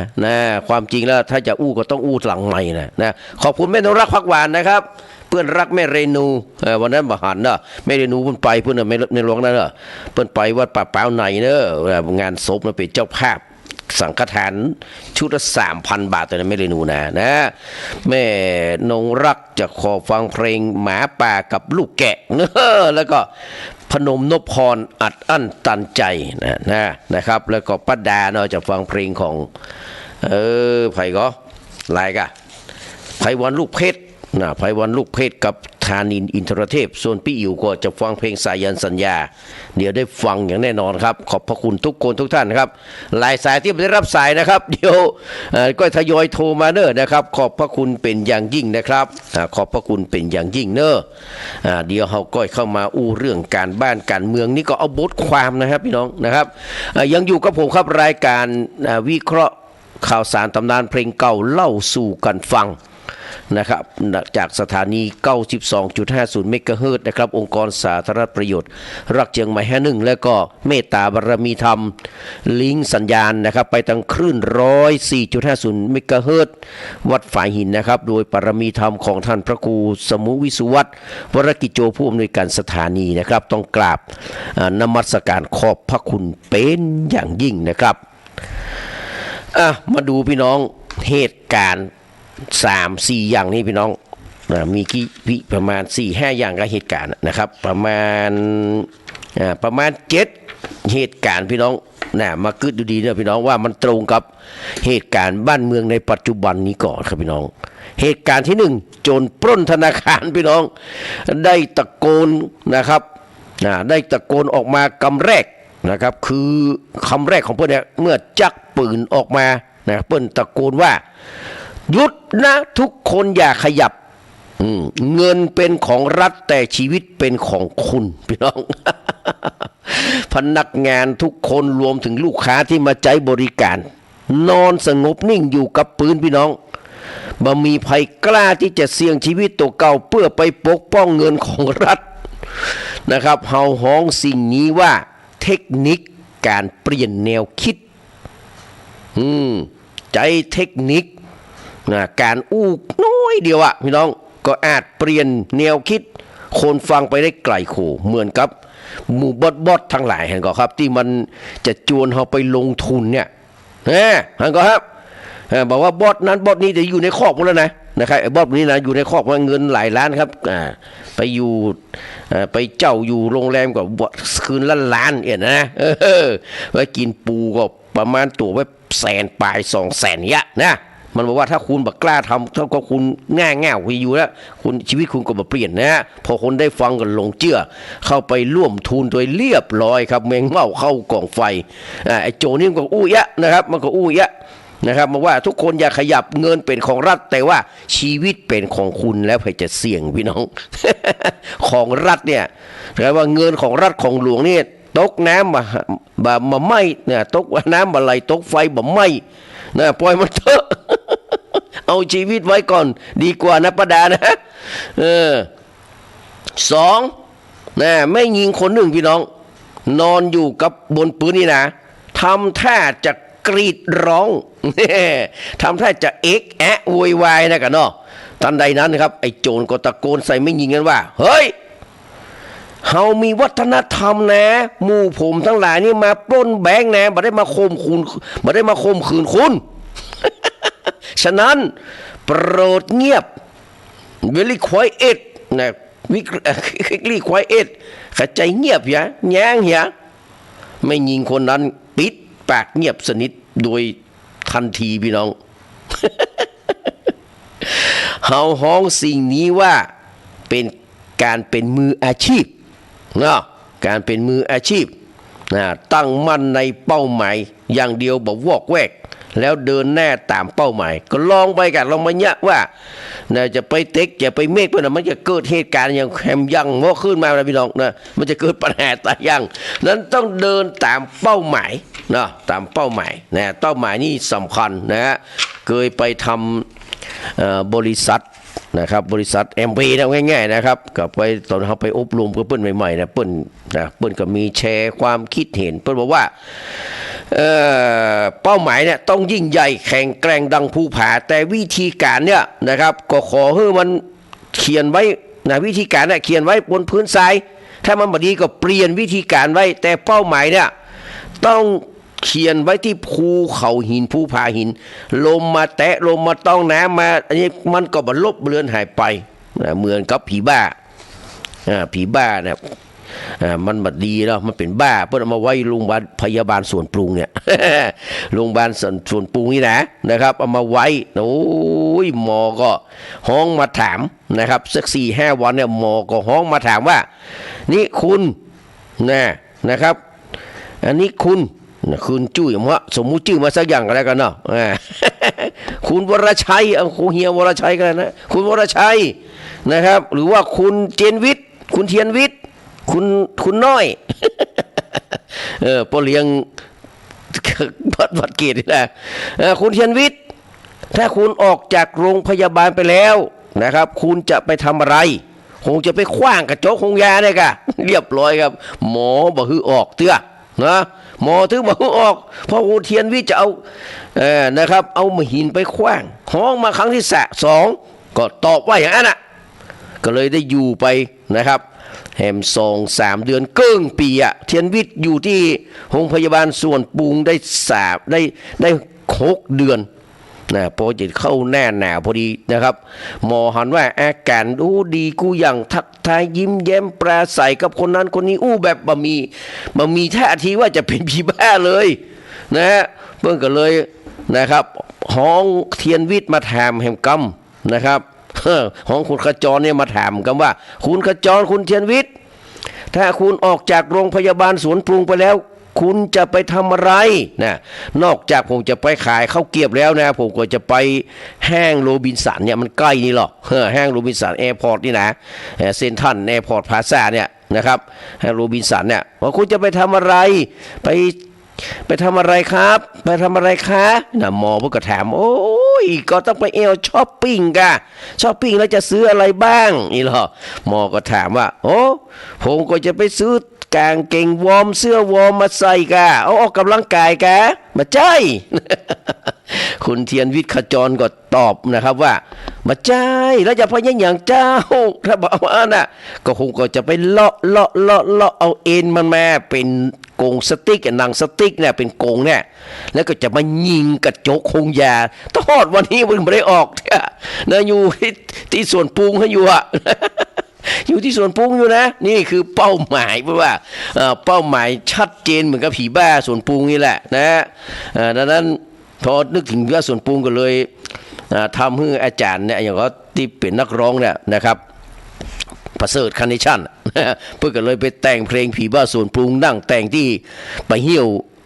สันกุเล็กใช้เวลา15 นาทีแต่งเพลงเนี่ยไอ้ผีบ้าส่วนปรุงหรือว่าผีบ้าเต็มขั้นหรือว่าผีบ้าเต็มร้อยนะ ประเสริฐก็ได้แนวคิดเนี่ยนะครับว่าเป้าหมายของผีบ้านี่มันชัดเจนนะครับอันนี้เป็นเหตุการณ์ที่2นะครับเหตุการณ์ที่3พี่น้องเมื่อโจรปิกไปถึงฐานลับห้องลับของมันแล้วเนี่ยโจรวัยรุ่นที่จบการศึกษาระดับปริญญาโทเนี่ยก็บอกกับโจรรุ่นพี่ว่าลูกพี่เขามานับเงินกันดีกว่านะว่าเขาได้มาสักเท่าใดนะฮะแต่โจรรุ่นพี่ที่มันจบแค่ป .4 นะเหมือนกับพี่เป้านะว่านะจบเพียงพี่เป้านะหมายความว่าจบป .4 นะครับกล่าวว่าโอ้ชิงนี้มันอย่างมาแง่ขนาดบ่เฮ้ย สตางค์เงินมีตั้งเยอะแยะขนาดนี้มันจะนับได้จะใดชิงบ่ต้องไปห่วงคืนนี้เนี่ยทีวีมันจะออกเองแล้วว่าเฮาได้เงินมาเท่าใด เพิ่นฮ้องสิ่งนี้ว่าประสบการณ์นะปัจจุบันเนี่ยประสบการณ์มีแก้มนักกว่าใบปริญญาพี่น้องเนี่ยบอกเป็นบอสจบด็อกเตอร์ตำรวจเพิ่งฟังว่าเขาคอกหมดอ่ะท่านก็ หัวนะครับจบนี่นะฮะไปเรียนปริญญาเอกไปเรียนเองบ่ได้คือคนอื่นไปเรียนแทนนี่ก็มีอ่ะสุดท้ายมันก็เข้าคอกนะฮะไปอดอาหารในคอกใครจะมาเอ็นดูคิง สามารถกำลังดังนะถึงสามารถพระยักษ์อรุณก็ดังพาสามารถนะครับคนนี้ก็ดังสามารถที่ฆ่าคนตาย3 ศพก็ดังพี่น้องยุคนี้สามารถมาแรงไปเยี่ยมสมรักเห็นอันนี้เพิ่นเขาว่าประสบการณ์ที่มีความสำคัญนักกว่าใบปริญญาแล้วเหตุการณ์ที่4ครับเมื่อโจรไปแล้วครับพลิกไปที่บรรยากาศของธนาคารพี่น้องรองผู้จัดการกำลังจะโทรศัพท์แห่ตำรวจพี่น้องแต่บังเอิญว่าผู้จัดการรีบค้านนะครับฟังค้านว่าโอ้ยใจเย็นๆผู้จัดการรองผู้จัดการใจเย็นๆก่อนใจเย็นๆโจรเอาเงินไปเท่าใดเฮามันนับกันก่อนแล้วเฮาก็บอกตำรวจว่าโจรมันเอาไปนักกว่านั้น อันนี้เพิ่นฮ้องว่ากินตยน้ำกินตามน้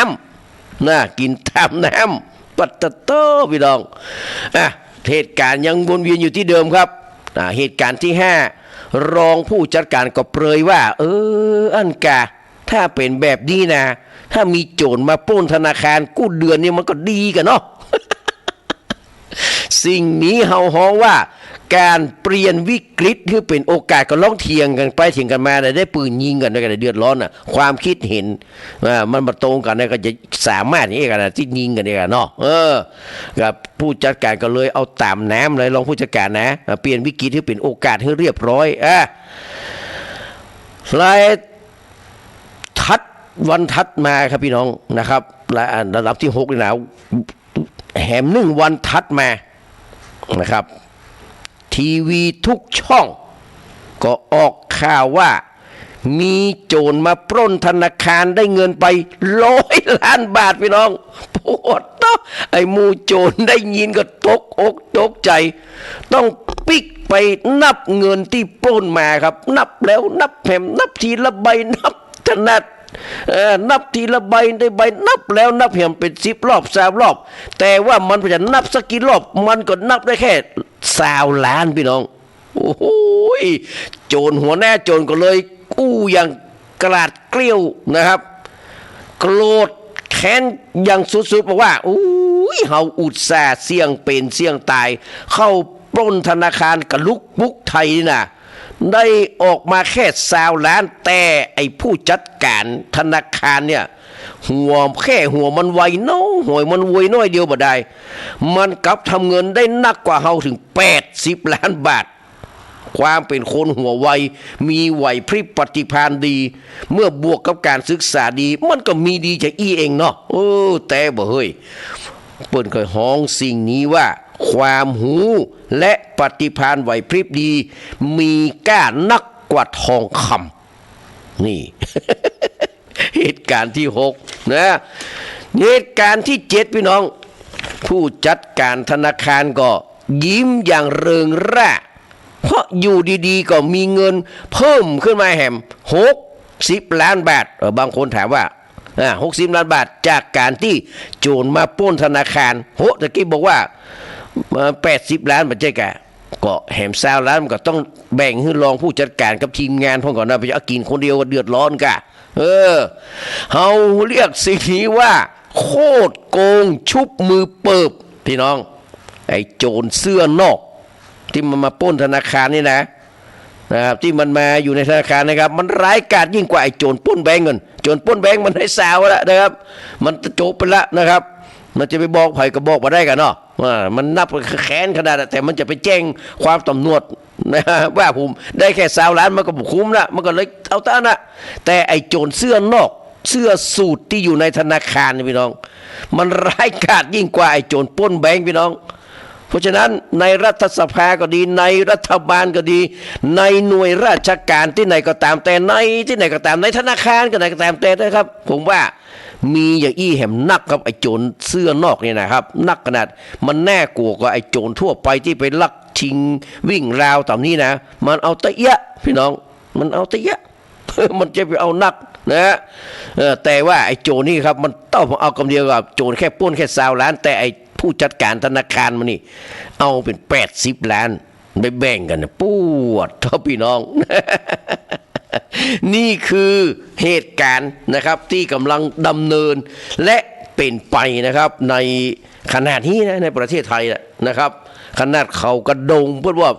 เป็นของหลวงเนี่ยครับมันยังแก้เอาไปเป็นของตัวเก่าพี่น้องนี่นะโจรเสื้อนอกชัดเจนเลยพี่น้องก่อนที่เขาจะมาอู้เรื่องการเมืองกันก็ฟังเพลงต่อได้จะบ่มีเวลาฟังนะเพราะว่าคนขอมานักเหลือเกินมาดูที่ท่านทั้งหลายได้ขอมาเด้อนะครับตะกี้มีคนแนะนำมาคำว่าเอาฮื้อแดงกัดก้อมแล้วกันเด้อเพลงนี้นะเป็นของประจวบจำปาทองมาแล้วครับกินไข่มุกกวนอิ่มกับผมประจวบจำปาทอง ในห้างนะครับประจวบจำปาทองนี่ตั้งชื่อฮื้อครับนักร้องที่ชื่อว่าคัมภีร์แสงทองและคัมภีร์สองทองชื่อว่าลิโดคนซื่อพี่น้อง ลิโดคนซื่อนะโอ้แค่สร้างคนมันนักเหมือนเนอะครับสำหรับประจวบจำปาทองตายไปแล้วครับพร้อมกับคนที่จะห้องตัวแกเนี่ยนะครับจำปาทองนี่นะครับซับเปลือครับเขาเรียกว่าคอแห้งเป็นผงถนอมจันเกตนะครับซึ่งเสียงคล้ายๆกันครับตั้งด้านจะจวบจำปาทองจะห้องเพลงเศษคนดังนั้นเขาเพลงเศษคนขึ้นก่อนนะครับแล้วก็ตามด้วยสับเปลือและก็คอแห้งเป็นผงมอบให้กับแดงกาดก้อม แดงกาดก้อมฟังเนอร์นะครับสำหรับท่านที่ขอเพลงของสุชาติเทียนทองมาเดี๋ยวได้ฟังในช่วงต่อไปครับในวันนี้อยู่ถึง4 โมงครึ่งเนอะนะครับสบายนะครับเพราะว่าเมินจะได้มาแต่มาแน่ใจว่าตั้งแต่เสาร์หน้าเป็นต้นไปจะได้มาอีกหรือไม่หมายถึงว่ามันจะมีเวลามาก่อนนะครับไม่ใช่ว่าจะตายที่มันจะตายเท่านะยังมีอยู่ สับเปลือนะครับข้อแล้วก็เศษคนก่อนเศษคนนะครับสนอมจันเกตแล้วก็สับเปลือคอแห้งเป็นผมประจวบจำปาทองนะครับเหมือนได้ฟังเหตุตึงนะครับสับเปลือนี่แปลว่านะครับคนดีนะครับสับเปลือเนี่ยมาจากภาษาเขมรนะครับภาษากัมพูชานะภาษากัมพูชามาจากคำว่าสับบุรุษนะครับแปลว่าคนดีนะครับ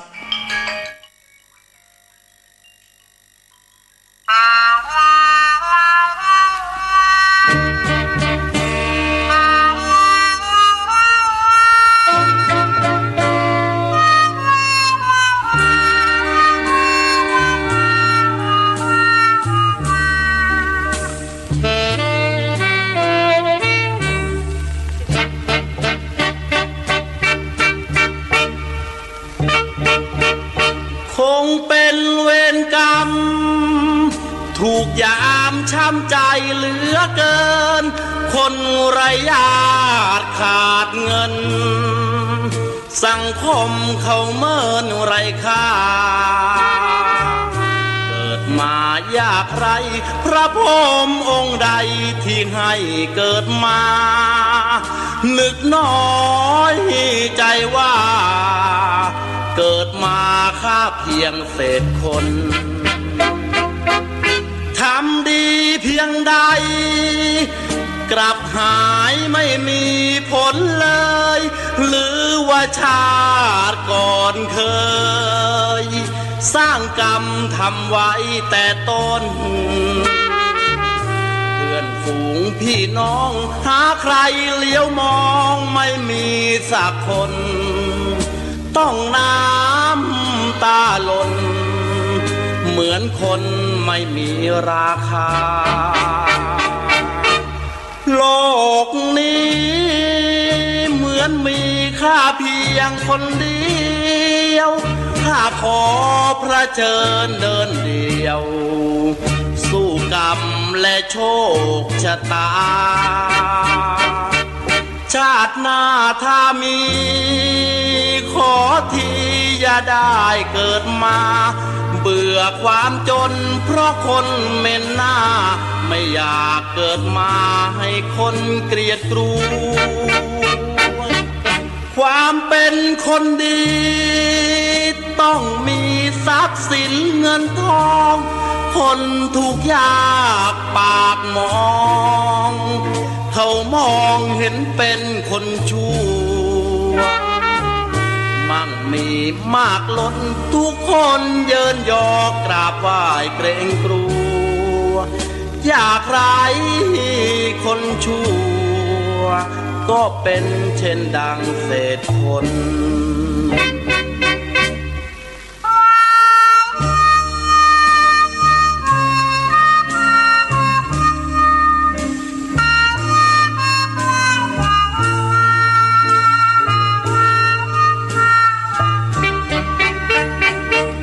ความเป็นคนดีต้องมีทรัพย์สินเงินทองคนทุกข์ยากปากมอง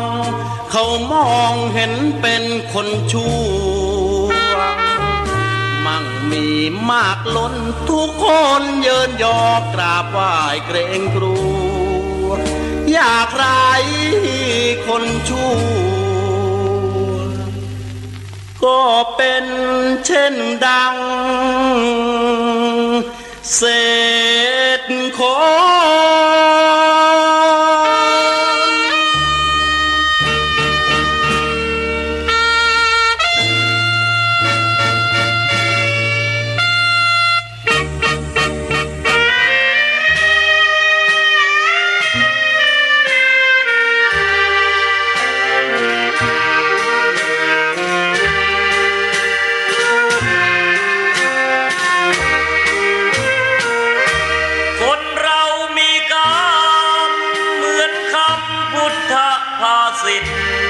ว่าเกิดมาใช้นี่ชีวิต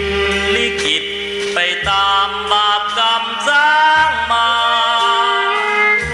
เกิดมาเป็นคนบ้างมีบ้างจนเป็นธรรมดาเหมือนเป็นสัญญาโลกเรานี้นาเปรียบโรงละครเกิดมาทุกคนไม่พ้นที่เชิงตะกอนเหลือตัวล่อนจนที่หลับที่นอนเหมือนกันคือโลกคนเรามีกรรมต้องทำกุศลไว้บ้างเพื่อแบ่งเบาหนี้บาปตามล้างคิดสร้างแต่บุญเป็นทุนเชื่อมโยงอย่าหยิบอย่าช่วยหาทางร่ำรวยด้วยการกินโกงแม้นตายเข้าลงบาปกรรมเพราะโกงติดตามเรื่อยไปถึงเป็นเศรษฐีมั่งมีเงินทองเพียงใดหมดลมแล้วไม่อาจนำเงินไปได้เลยสักคนเวรกรรมตามทันเห็นกันด้วยตาก็บ่อยเข้าอยู่ในคุกไม่ใช่น้อยไม่ค่อยจดจำในความทุกข์ทนสวรรค์ในอกและมีนรกในดวงกมลขอเตือนทุกคนว่ามีหรือจนไม่เห็นสำคัญหมดลมหายใจแล้วไปนอนเรียงเคียงกันที่ป่าช้านั้นไม่พ้นมือฉันพวกสับเปลอ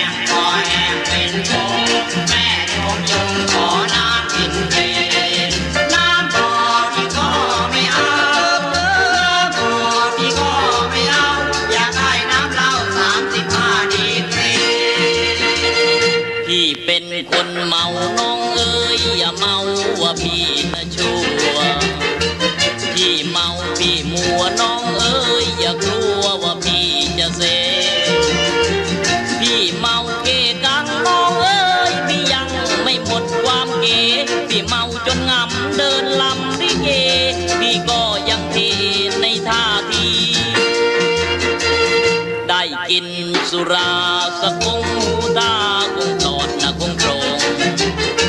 เหล้าจีนเหล้าลงฟัดแล้วนั่งโปรงเปิดวงละเมาหากเจ้าเมตตาขอน้ำสุราพี่ดื่มแก้เหงาไม่ได้เหล้าแท้ก็แช่ก็เอาหรือน้ำตาลเมาก็ยังดีพอแห้งเป็นคงแม่คงยงขอน้ำกินฟรีน้ำบ่อพี่ก็ไม่เอาเดิมเจอพี่ก็ไม่เอาไม่ได้น้ำเหล้าน้ำขาวก็ยังดีบ้านพี่อยู่ไกลโทยังทลายนะมาถึงบ้านเจ้าอยากมานั่งเมาบ้านนวลน้องเจ้าสัก10 ชั่วโมงเหล้าลงน้องหอมพี่นี้ก็ยอมยกหัวแม่ปงได้อยู่ใกล้น้องเจ้าของเหล้าลงน้ำกินในโอ่งก็ยังมีดีกรีตัวพี่อยู่ไกลแต่แล้วหัวใจนะพี่อยู่ใกล้เจ้าพี่ยอมให้เมาพอลิ้มรสเหล้าของเจ้าเท่านั้นเหล้าจากมือน้องเหมือนน้ำที่พรองมาจากสวรรค์ได้อยู่ใกล้น้องนั่งมองทั้งวันที่ยิ่งสุขสันต์ซาบซ่านหรือดีดอกเอ้ยเจ้าดอกกะเพราพอยามเย็นเห็นหน้าเจ้าแม่พี่เมาได้ทุกทีพอแห้งเป็นผงแม่คงยงขอน้ำกินฟรีน้ำบ่อพี่ก็ไม่เอาน้ำบ่อพี่ก็ไม่เอาไม่ได้น้ำขาวน้ำข้าวก็ยังดี ครับเป็นเพลงม่วนๆสนุกนะครับขอบคุณพี่น้องคนพิการทางสายตานะครับติ่งแม่โจ้นะครับแนะนำเพลงของคำรณสัมปุณณโนนะครับผมชดเชยเลย3เพลงนะครับก็คือเอาโจรกลับใจเนาะ โจรกลับใจแล้วก็แหม2เพลงนะครับเดี๋ยวได้ฟังแน่นอนนะครับเพราะว่าอยู่ด้วยกันวันนี้กระท่อมกัญชาด้วยนะครับแล้วก็หวยใต้ดิน นะครับขอบพระคุณนะครับขอบพระคุณเป็นอย่างยิ่งครับเอามาดูพี่น้องนะครับเรื่องอบจ.เชียงใหม่นะครับล่าสุดนี้ผมก็ได้หันหนังสือจากพรรคเพื่อไทยนะครับที่เปิดอนุญาตให้คุณพิชัยเลิศพงษ์อดิศรนะครับที่ผู้สมัครนายกองค์การบริหารส่วนจังหวัดเนี่ยนะครับก็ใจในการหาเสียงนะครับใจโลโก้ของพรรคเพื่อไทยใจอย่างต่างๆนะครับพรรคเพื่อไทยได้นะอันนี้เป็นทางการนะครับก็คงจะคุณพิชัยแหละครับเป็นคนลงแล้วมีข่าวหนาหูว่าจะเปลี่ยนเป็นคนนั้นคนนี้เพราะว่าเปลี่ยนนี่ยุ่งแน่นะฮะต้องยอมรับครับว่าท่านนายกพิชัยเนี่ยนะครับก็ถือว่าเป็นคนที่ใจถึงพึ่งได้นะครับเป็นคนบุญนะต้องบอกว่าผมดูท่านนายกองค์การส่วนจังหวัดนะครับในภาคเหนือเนี่ยนะครับผมว่าสู้นายกพิชัยพงษ์อดิศรเลิศพงษ์อดิศรได้สักคนนะครับตายขึ้นเลยนะครับว่าอีเลยนะครับว่าอีเลยนะครับว่าอีเลยครับตามที่ได้หันมานี่นะครับเป็นคนที่อยู่ในวงการศาสนานะครับผมก็หันคนนี้ครับที่เพิ่นทำบุญสุนทานแท้ๆเลยนะครับทำบุญสุนทานแท้ๆนะครับส่วนจะอย่างอื่นก็เป็นเรื่องของเพิ่นนะครับก็มาถึงที่องค์การบริหารส่วนจังหวัดเชียงใหม่นะครับเพราะว่าเพื่อไทยการมาได้นะครับนี่เป็นการวิเคราะห์ของคุณสติธรธนานิที่โชตนะครับหรือว่าอาจารย์สติธรตอนที่ผมไปสอบไปอบรมเดี๋ยวจะไปสอบนะครับไปสอบตัวนั้นนะครับไปสอบผู้ช่วยสสนะครับท่านสสเพชรวัฒน์นี่นะครับที่อย่างก็สถาบันพระปกเกล้านะครับใจเวลาช่วงนั้นนี่ไปกรุงเทพเป็นว่าเล่นนะขี่เครื่องนั่งเครื่องนะครับไม่ได้นั่งโต๊ะนะนั่งเครื่องแจกจ่ายเองนะครับนอนโรงแรมนะครับครึ่งหนึ่งนะแต่ว่าเครื่องบินนี่เต็มเลยนะครับก็งดตังไปก็เกือบแสนนะเป็นแสนเหมือนกันตอนนั้นนะก็จะได้เป็นผู้ช่วยนะมีใบประกาศนะครับ มีใบประกาศมีอย่างชัดเจนนะครับว่าสอบผ่านนะครับมีคนสอบผ่าน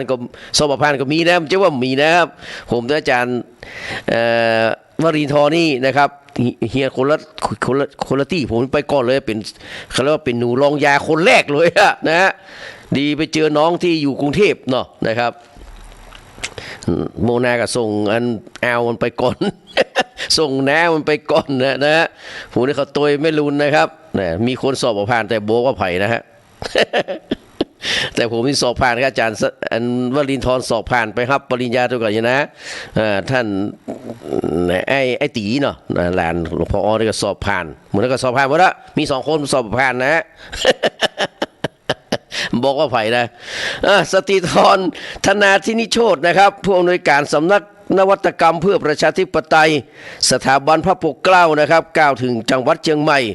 ถือเป็นแห่งจังหวัดสำคัญซึ่งเป็นฐานเสียงของพรรคเพื่อไทยเหมทั้งยังเป็นบ้านเกิดของอดีตนายกรัฐมนตรีทักษิณชินวัตรโดยเฉพาะการเลือกตั้งอปจนะครับองค์การบริหารส่วนจังหวัดเชียงใหม่ที่กำลังจะมาถึงในแห่งมะเมินนี้เพื่อไทยจำเป็นอย่างยิ่งต้องรักษาพื้นที่แห่งนี้ไว้นะครับ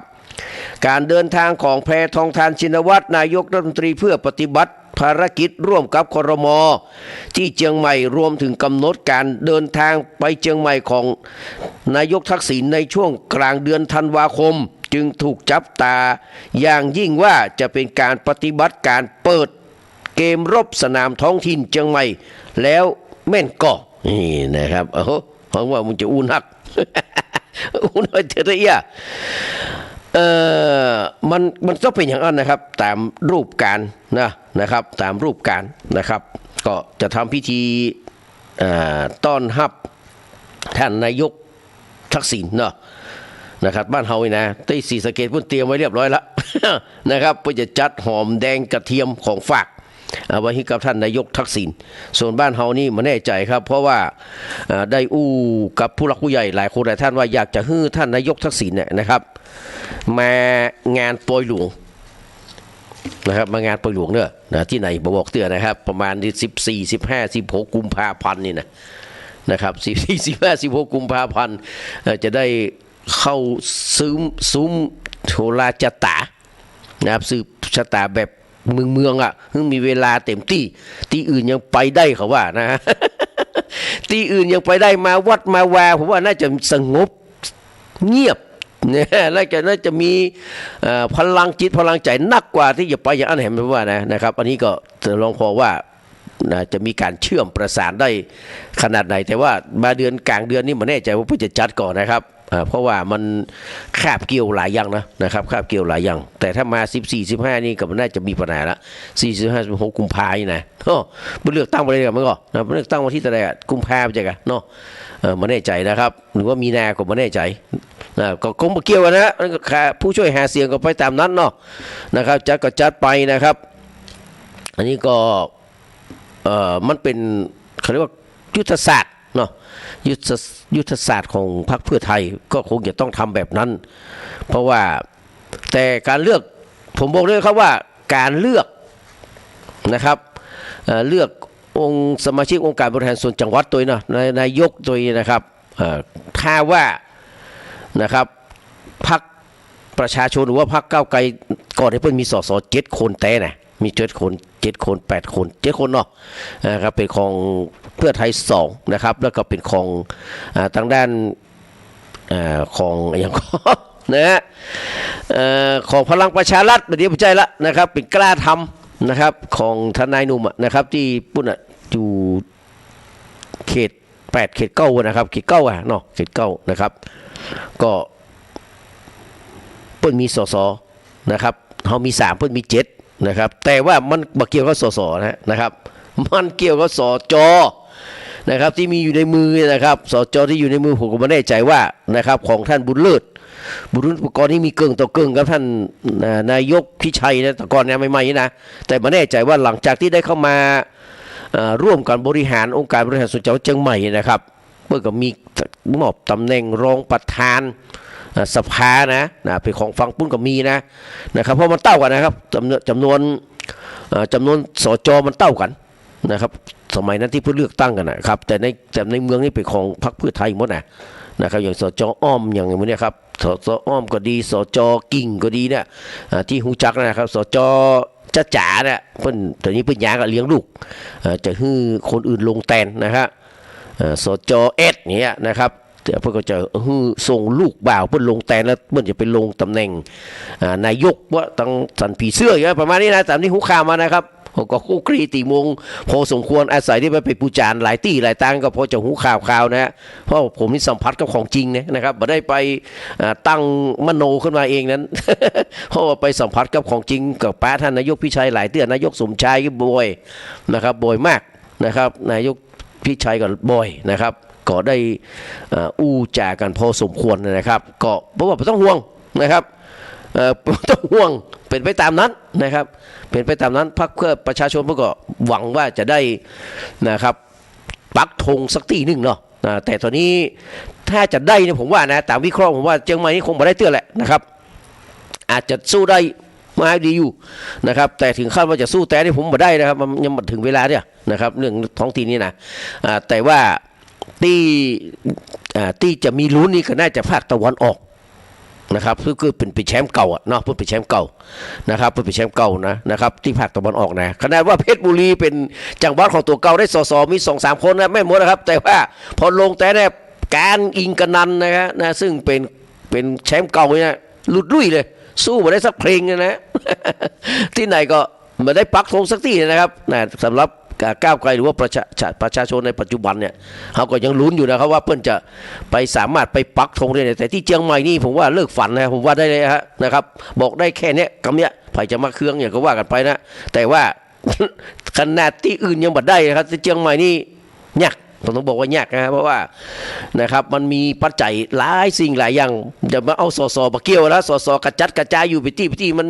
สู้สจที่มีอยู่ในมือนะครับพี่น้องชุมชนที่มันอยู่นะฮะแล้วว่าละวิธีจัดการของพรรคเพื่อไทยกับประชาชนนี่มันคนละอย่างกันนะฮะเพิ่นพรรคประชาชนนี่เพิ่นเก่งในเรื่องโลกโซเชียลเรื่องอย่างต่างๆนะครับแต่ว่าบางครั้งมันไปบ่ถึงนะครับอย่างข้าอาจารย์กฤษณะลงสวสมัยนั้นนะครับโอ้ตวรู้คะแนนลืมตลอดว่าได้แล้วบัด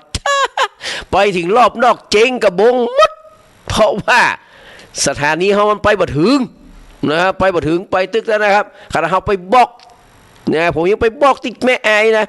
เมืองฝางไปบอกให้หลายตีนอาจารย์ศรีนายังชนะนะครับชนะอดีตรองผู้ว่าเนี่ยก็เนี่ยนะครับยังชนะได้หลายจุดนะอันนี้มันอยู่ที่คะแนนการจัดตั้งตัวแล้วก็หลายๆอย่างในคนที่ทำงานในพื้นที่เพิ่นทำมาเมินแล้วนะครับกับประกอบกับเห็นหลายๆสิ่งหลายอย่างครับผมบ่อยากจะอู้นะแต่ที่นี่นะเนี่ยเขาจะว่าลำเอียงแบบเป็นกลางเป็นอันนี้แล้วนะครับก็อยากจะบอกว่ามันยังห่างไกลพอสมควรนะครับในเมืองนี่มันแน่อาจจะมีคะแนนมาเป็นอันนี้อยู่แต่ว่านะฮะจากนี้ไปรอบนอกไปเนี่ยผมว่ามันยุ่งยากพอสมควรนะครับอย่างแค่เอาอาจารย์กฤษณะมาเปรียบเทียบนะครับว่าตอนที่เพิ่งลงสวครั้งแรกนะครับพอท่อคะแนนไปกอบไปกำในเมืองนี่ชนะหมดเลยแต่ในเมืองนะครับห่างดงยังชนะเลยสันปะตองเก็บชนะเลยนะครับตามเนี้ยรอบปริมณฑลเนี่ยชนะหมดเลยอาจารย์กฤษณะนะครับ ได้แสนปลายกับไม่ใช่น้อยๆจะธรรมดานะแต่ไปถึงรอบนอกแม่ไอเจียงดาวฝางพวกนั้น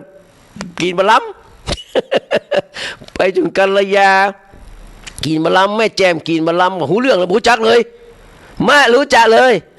อาจารย์กฤษณะเปรคายมารู้จัก หูจักครับกับรองผู้ว่านี่หูจักเพราะมันไปบ่อยเพราะว่ามาเป็นนายอำเภอนี่เป็นในเรื่องมันได้เปรียบกันแบบนี้ลักษณะของการเลือกตั้งนายกองค์การบริหารส่วนจังหวัดเช่นนี้ก็เหมือนเดียวกันนะครับเหมือนเดียวกันเลยอันนี้ก็น้องทั้งหลายก็ไม่ต้องไปเครียดไม่ต้องไปเนี่ยไผได้ก็เป็นอย่างนั้นมาพัฒนาจังหวัดเชียงใหม่เฮาเจริญรุ่งเรืองก้านกุงรุ่งเรืองไปในวันข้างหน้านะครับแต่ผมค่อนข้างมั่นใจว่านะครับมันจะมาเป็นอย่างที่พรรคประชาชนเปิ้นกึดนะครับเพราะหลายที่หลายตังนะครับก็ยังไม่สามารถปักธงได้เตี้ยนะครับมาฟังเพลงนะฮะฟังเพลงโอ้ยกับไอ้แม่ไอ้แม่ของแม่ปี้พิสมัยเนาะปี้พิสมัยนะครับขอเพลงมาโอ้เพลงที่เป็นวัยรุ่นเห็นไหมลูกยังเป็นอันนี้นะแต่แม่เป็นวัยรุ่นขอเพลงเมียเช่าเมียของมามีนะเดี๋ยวจะจัดเพลง อันนี้คือฟังเราตั้งไว้แล้วนะแม่เนอะเนี่ยตั้งไว้ละนะครับส่วนพี่น้องที่ผลพิการสายตาก็ฟังเพลงคำลุนสมพุนโนเลยนะฮะเดี๋ยวกันนะครับสกกรรมเนอะมาฟังต่อนะครับท่านที่ขอเพลงสุชาติเทียนทองมานะครับแต่มันมาหมีนะเดี๋ยวผมจัดให้เลยครับวันสุดท้ายแล้วก็เมาหัวทิ่มบอแล้วก็เล่าจ้าเนี่ยถ้าเปิดสุชาติแล้วมาได้เปิดเพลงเล่าจ้าก็ไม่ได้เหมือนกับว่าไม่ได้เปิดเพลงสุชาติเทียนทองหรือว่าปอเทืองสุวรรณนะครับเพิ่งก็ไปอยู่วงจุฬารัตน์นะครับก็รุ่นกันเกี่ยวกับท่านชัยเมืองสิงห์นี่แหละครับหลายคนหลายท่านไปอยู่นะวงจุฬารัตน์เนี่ยนะครับชัยเมืองสิงห์เปิ้นออกมาตั้งวงจุฬาทิพย์เพราะว่าเปิ้นมีความเคารพนะครับต่อครูมงคลอมตยกุลนะครับซึ่งเป็นหัวหน้าวงนะครับวงจุฬารัตน์นี่นะครับเปิ้นก็ออกมาตั้งเพลงมาตั้งวงดนตรีเป็นจุฬาทิพย์ของเปิ้นเนี่ยนะครับแต่ว่าก็ไปบ่เหมือนตะไดนะครับเปิ้นก็ไปเป็นศิลปินเดียวจนสำเร็จเนาะหลักชีวิตคนเฮานี่มันแข่งดวงแข่งวาสนานี่มันแข่งยากนะครับเพราะว่าแข่งจ้างแข่งม้านาวาตั้งหลายแข่งงัวแข่งควายสมใจง่ายใบบุญวาสนาแข่งตาบ่ได้เพราะกรรมนำไปตึกขังแต่ในมงคลนะที่ปณีเพิ่นบอกว่าบ่ใช่ว่ามันจะแข่งบ่ได้นะเรื่องวาสนานะแต่ถ้าจะแข่งแล้วไซให้แข่งกันทำความดีเพิ่นว่ามาวันสุดท้ายนะครับสุชาติเทียนทองเนาะแล้วหัวทิ่มบอนะครับแล้วก็เล่าจ้านะครับ3เพลงนี้ครับเป็นเพลงที่เพลงแรกนี่เปิ้นเสียงดีอยู่หรอสุชาติเทียนทองยังฮ้องเสียงดีอยู่นะครับก็เลยฮ้องเพลงจ้าแต่พอไปมีปัญหาเรื่องกองเสียงเหมือนกับสายันสัญญานี่แหละครับก็เลยต้องมาฮ้องเพลงตลกปกฮาแล้วก็เพลงววยซึ่งบัดเน้นเรื่องเสียงนะครับเน้นเรื่องความสนุกสนานก็เลยมีทำมาฮึเกิดเพลงเล่าจ๋าแล้วก็เพลงหัวทิ่มบ่อเนี่ยนะฮะเอามาเป็นเพลงของอะไรวะฝรั่งเพิ่นเอาเพลงฝรั่งไลติ้งบาบูอีกมันก็มันแน่ใจเด้อนะครับแม่นเพราะแต่ว่าเอาเพลงฝรั่งมานะทำนองเพลงฝรั่งมานะไอหัวทิ่มบ่อเนี่ยนะฮะมาฟังเลยครับ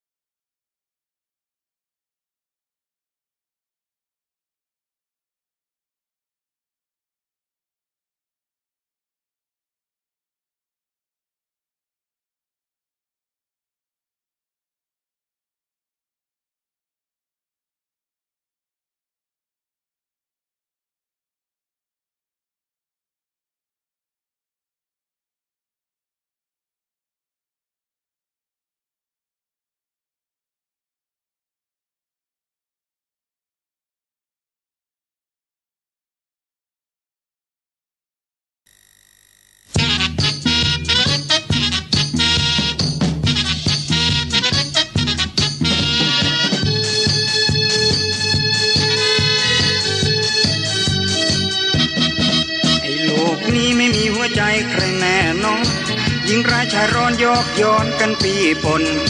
เป็นปลอกหลอกลวงกันเวียนวน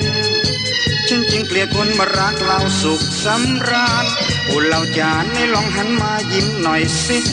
ยิ้มสิยิ้มสิที่รักยิ้มนานๆอย่าด่วนใจดำทำรำคาญ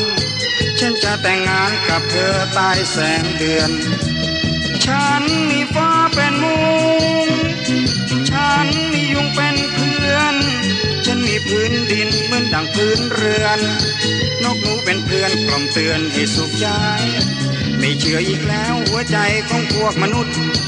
ยื้อหยุดฉุดฉันให้ร้องไห้จะอยู่กับเธอจนวันตายเพราะไม่มีใครซื่อเหมือนเธอแล้วเล่าอย่า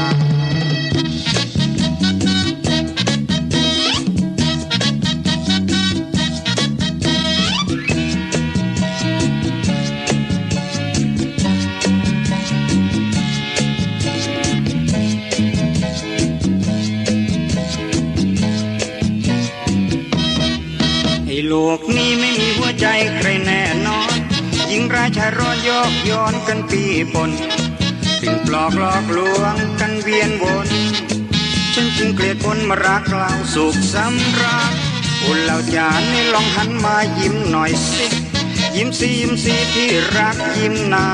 นอย่าด่วนใจดำทำรำคาญฉันจะแต่งงานกับเธอใต้แสงเดือนฉันมีฟ้าเป็นมุงฉันมียุงเป็นเพื่อนฉันมีพื้นดินเหมือนดังพื้นเรือนนกหนูเป็นเพื่อนกล่อมเตือนให้สุขใจไม่เชื่ออีกแล้วหัวใจของพวกมนุษย์ยื้อหยุดฉุดฉันให้ร้องไห้จะอยู่กับเธอจนวันตายเพราะไม่มีใครซื่อเหมือนเธอแล้วเล่าอย่า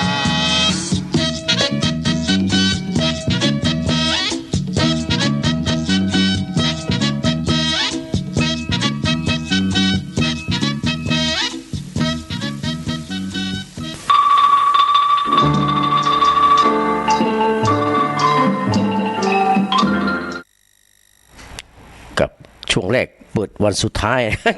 ก็คีย์แรกเขียนชื่อว่าเป็นของสุชาติเทียนทองครับเปิดไปเปิดมากลายเป็นพี่แอลมันหลอกนะถึงเข้ามาไปถึงกู้แล้วนะถึงสุชาติถึงพี่แอลเนี่ยไปอยู่แล้วนะครับก็เปิดกลายเป็นของพี่แอลยอดรักสลักใจก็เลยเปิดเห็นน้อยหนึ่งนะครับเปิดเห็นน้อยหนึ่งแล้วก็มาเปิดของคุณสุชาติเทียนทองปอเทืองสุวรรณต้นฉบับนะครับก็เป็นเพลงที่ไพเราะเพราะพริ้งนะครับที่ทางพี่น้องทางแม่โจ้แนะนำมานะครับมาเรื่องของพลเอกนะครับประวิตรวงษ์สุวรรณพี่น้องคนเฮาเวลาดวงมันตกนี่นะครับโอ้ยอย่างมันก็ตึงบัดสมหวังเนาะนะครับตั้งแต่เรื่องของคุณสามารถนะครับมีคนไปผูกไปโยงว่ามีส่วนเกี่ยวข้องครับกับคนเอกประวิตรวงษ์สุวรรณเนี่ยมันนักก็น้อยเพิ่นว่ามาจนถึงที่ตำแหน่งแห่งโหนที่ทางด้านพลเอกประวิตรวงษ์สุวรรณเป็นอยู่คู่วันพี่น้องนอกจากหัวหน้าพรรคพลังประชารัฐแล้วเปิ้นยังนะครับมีการตีความมีการประชุมทกสถานะ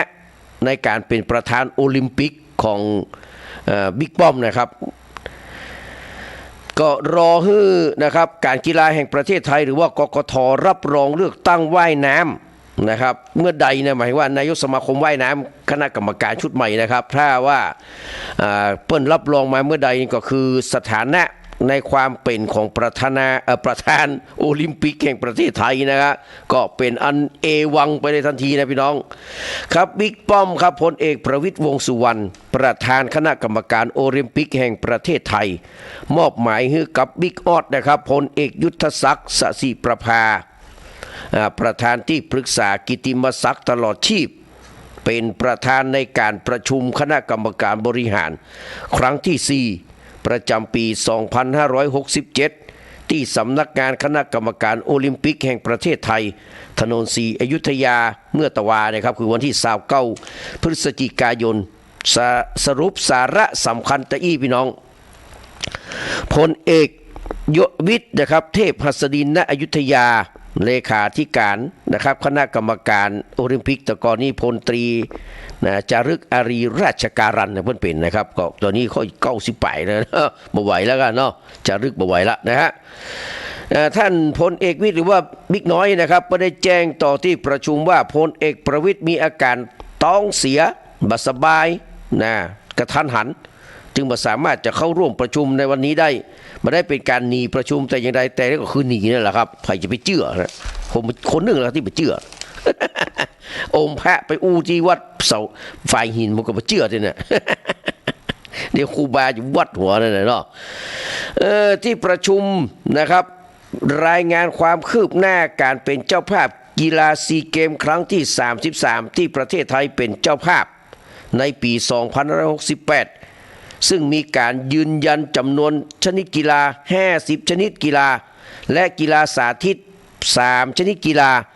โดยที่ประชุมหันชอบแผนการเตรียมงานต่างๆรวมถึงยังมีการรายงานความคืบหน้าการแข่งขันกีฬาเอเชียนเกม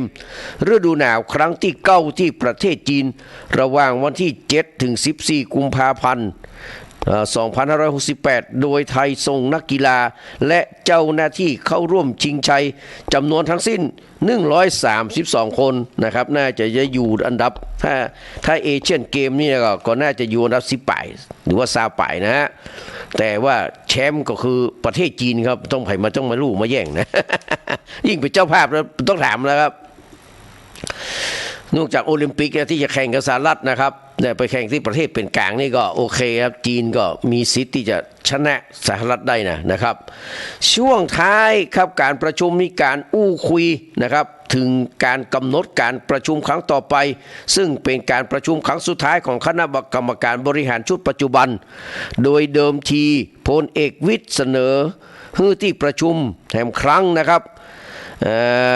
ในช่วงเดือนมีนาคมก่อนที่จะเลือกคณะกรรมการบริหารชุดใหม่ก่อนจะมีการถกเถียงกันว่าตามระเบียบจะต้องมีการประชุมทุก2 เดือนจึงได้กำหนดให้มีการประชุมคณะกรรมการบริหารครั้งในช่วงมกราคมพี่น้องคือเดือนหน้านี่แหละนะครับจากนั้นก็เดือนไหนผู้บ่ขึ้นเลยจากนั้นจะมีการนะครับจะเป็นการประชุมสมัชชาใหญ่สามัญนะครับประจำปีที่จะมีวาระการเลือกประธานและคณะกรรมการบริหารชุดใหม่ในเดือนมีนาคมต่อไปที่ประชุมได้มีการสอบถามถึงสถานะของพลเอกประวิตรนะครับประสภาก็บ่เข้าโอลิมปิกก็บ่ไปนะครับหลังจากที่การเลือกตั้งนายกสมาคมกีฬาทางน้ำแห่งประเทศไทยพี่น้องแข่งกับไผ่พี่น้องจอมพลนะความจริงอัตราของพลเอกประวิตรนี่เป็นจอมพลนะครับเป็นรัฐมนตรีว่าการกระทรวงกลาโหมเป็นรองนายกรัฐมนตรีคุมทหารนะครับแต่การเลือกตั้งที่ผ่านมานะครับเลือกตั้งนายกสมาคมนะครับกีฬาทางน้ำแห่งประเทศไทยนะครับการคือกับพลโทบุญชัยเกษตรการพี่น้องแบบหลุดลุ่ยบ่มีใครกึดได้ว่าพลเอกจะมาการพลโทพี่น้องโนเนมด้วยนะการครั้งนั้นจะมีผลกระทบต่อตำแหน่งประธานโอลิมปิกหรือไม่นะที่ประชุมมีการอ้างถึงข้อบังคับการกีฬาแห่งประเทศไทยตราบใดเต้าที่ยังมีการจดทะเบียนคณะกรรมการกีฬาบริหารสมาคมทางน้ำชุดใหม่ประวิตรก็ยังคงด้านเป็นตำแหน่งนายกสมาคมนะและทำหน้าที่ในคณะกรรมการได้ตามปกติตามเก่านะก่อนที่นายชัยพักศิริวัฒน์พี่น้องรองประธานโอลิมปิกคนที่2นะครับชี้แจงเพิ่มเติมว่าถ้าหากผู้บริหารสมาคมกีฬาทางน้ำชุดใหม่ได้รับการรับรองเป็นทางการนะครับก็จะต้องส่งหนังสือมาทางโอลิมปิกไทยเพื่อขอยืนยันสิทธิ์ในการส่งตัวแทนสมาคมนั่งคณะกรรมการบริหารแต่บ่ใช่การมานั่งประธานโอลิมปิกไทยแต่จะได้เมื่ออันนะครับพลเอกประวิตรจึงจะต้องออกจากตำแหน่งประธานคณะกรรมการโอลิมปิกแห่งประเทศไทยจะได้ก็ตามระเบียบของโอลิมปิกไทยก็จะฮื้อรองประธานอันดับ1ซึ่งปัจจุบันก็คือนายธรรมนูญหวังลี นะครับไม่ใช่ธรรมนูญวรสิงห์นะครับธรรมนูญวรสิงห์ถ้าน่าจะมาอยู่ละธรรมนูญวรสิงห์นี่ก็คืออดีตผู้จัดการนะครับของเนตรน้อยสวรสิงห์พี่น้องนักชกอาภัพแห่งคนหนึ่งที่มีฝีมือระดับพักการเลยพี่น้องเนตรน้อยเสียเตี้ยนะครับที่เอารถไปชนอย่างก็เสาลักกิโลนะครับที่101วัดตายคำตี้นะพี่น้องเมื่อปี2523-24เนี่ยประมาณเนี้ยนะครับ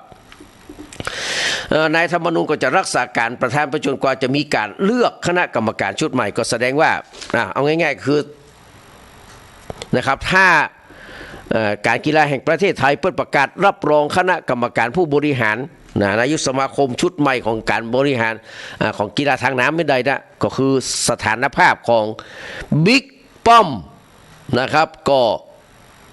จะสิ้นสุดโดยอัตโนมัติถ้าเป็นผมลาออกก่อนละครับไม่ต้องถึงวันนั้นละ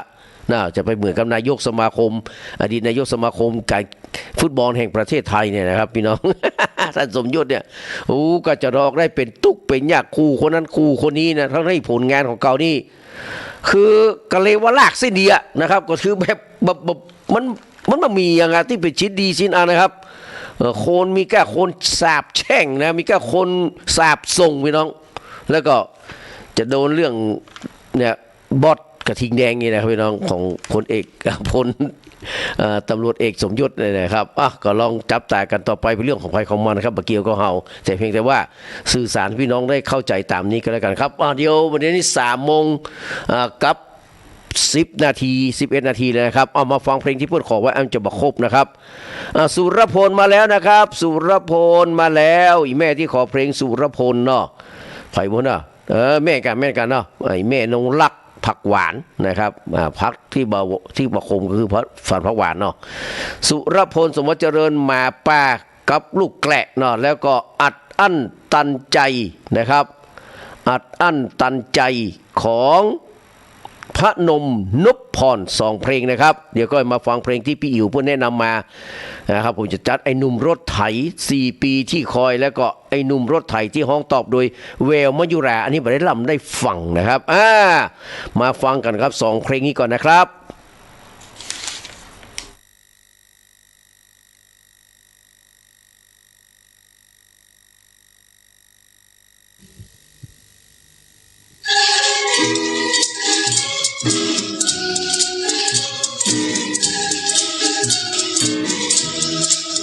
เจ้าหมาป่าตาไวเหลือบมอง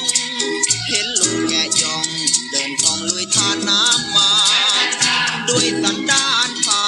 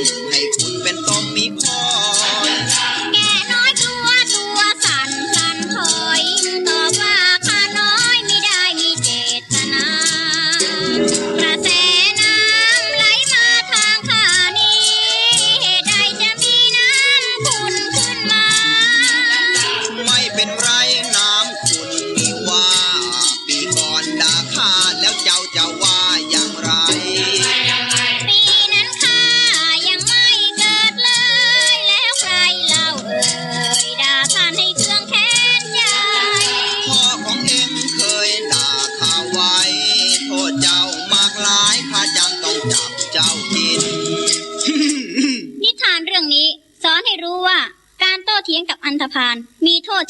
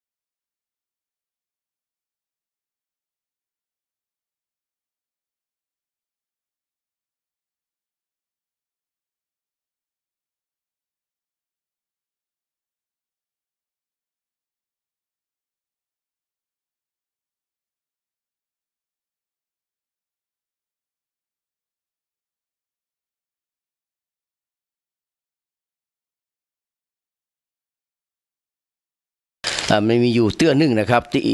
ความระหองระแหงระหว่างคุณสนอเทียนทองนะครับหรือว่าปานเนาะนะครับตอนนั้นเป็นรัฐมนตรี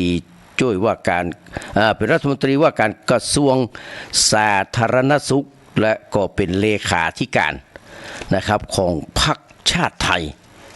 ที่มีคุณบรรหารศิลปะอาชานะครับเป็นหัวหน้าพรรคและเป็นนายกรัฐมนตรีและเป็นรัฐมนตรีว่าการกระทรวงมหาดไทยนะครับความจริงแล้วนะครับถ้าพี่น้องเข้าใจกันแท้ๆนะครับก็คือทางด้านคุณบรรหารก็จะต้องปล่อยตำแหน่งรัฐมนตรีว่าการกระทรวงมหาดไทยให้กับน้องสนอเทียนทองแต่ว่าเอาบะฮื้อนะครับบะฮื้อเนาะพอบะฮื้อแล้วก็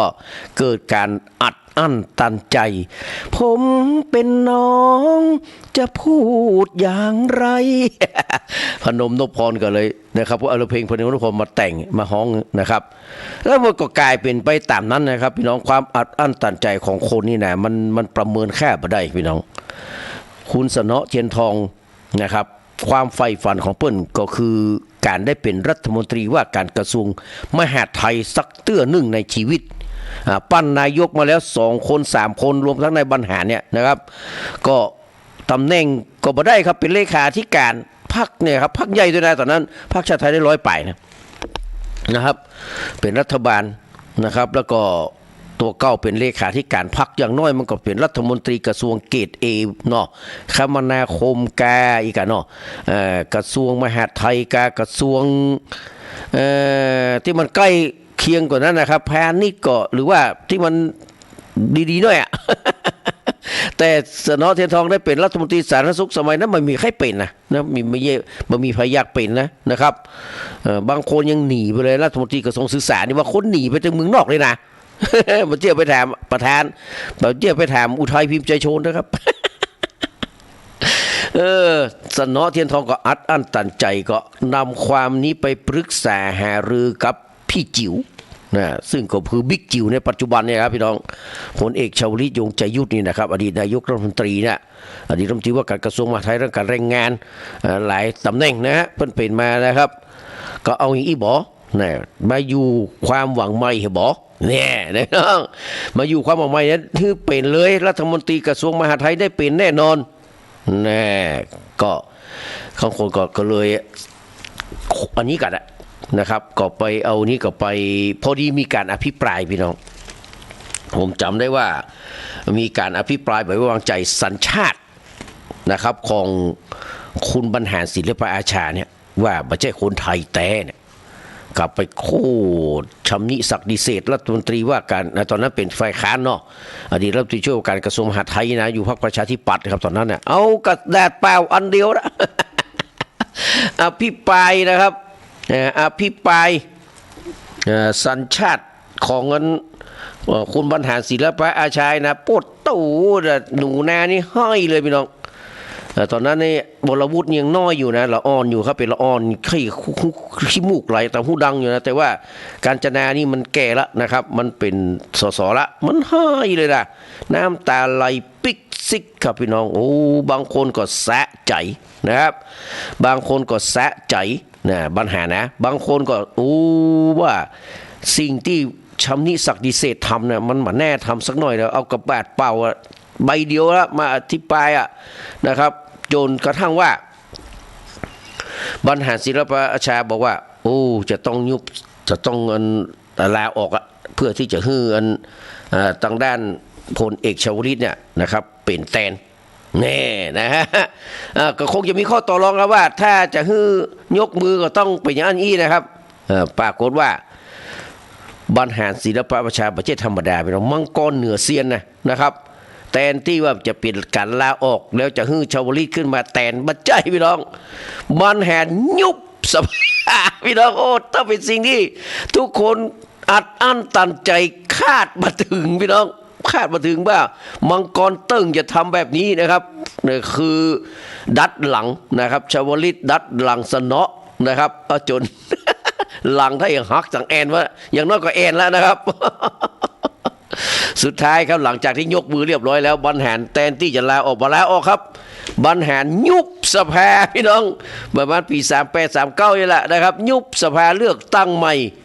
นะครับเลือกตั้งใหม่คะแนนของพรรคความหวังใหม่กับประชาธิปัตย์เต้าเด้งครับ123เต้ากันเลยครับ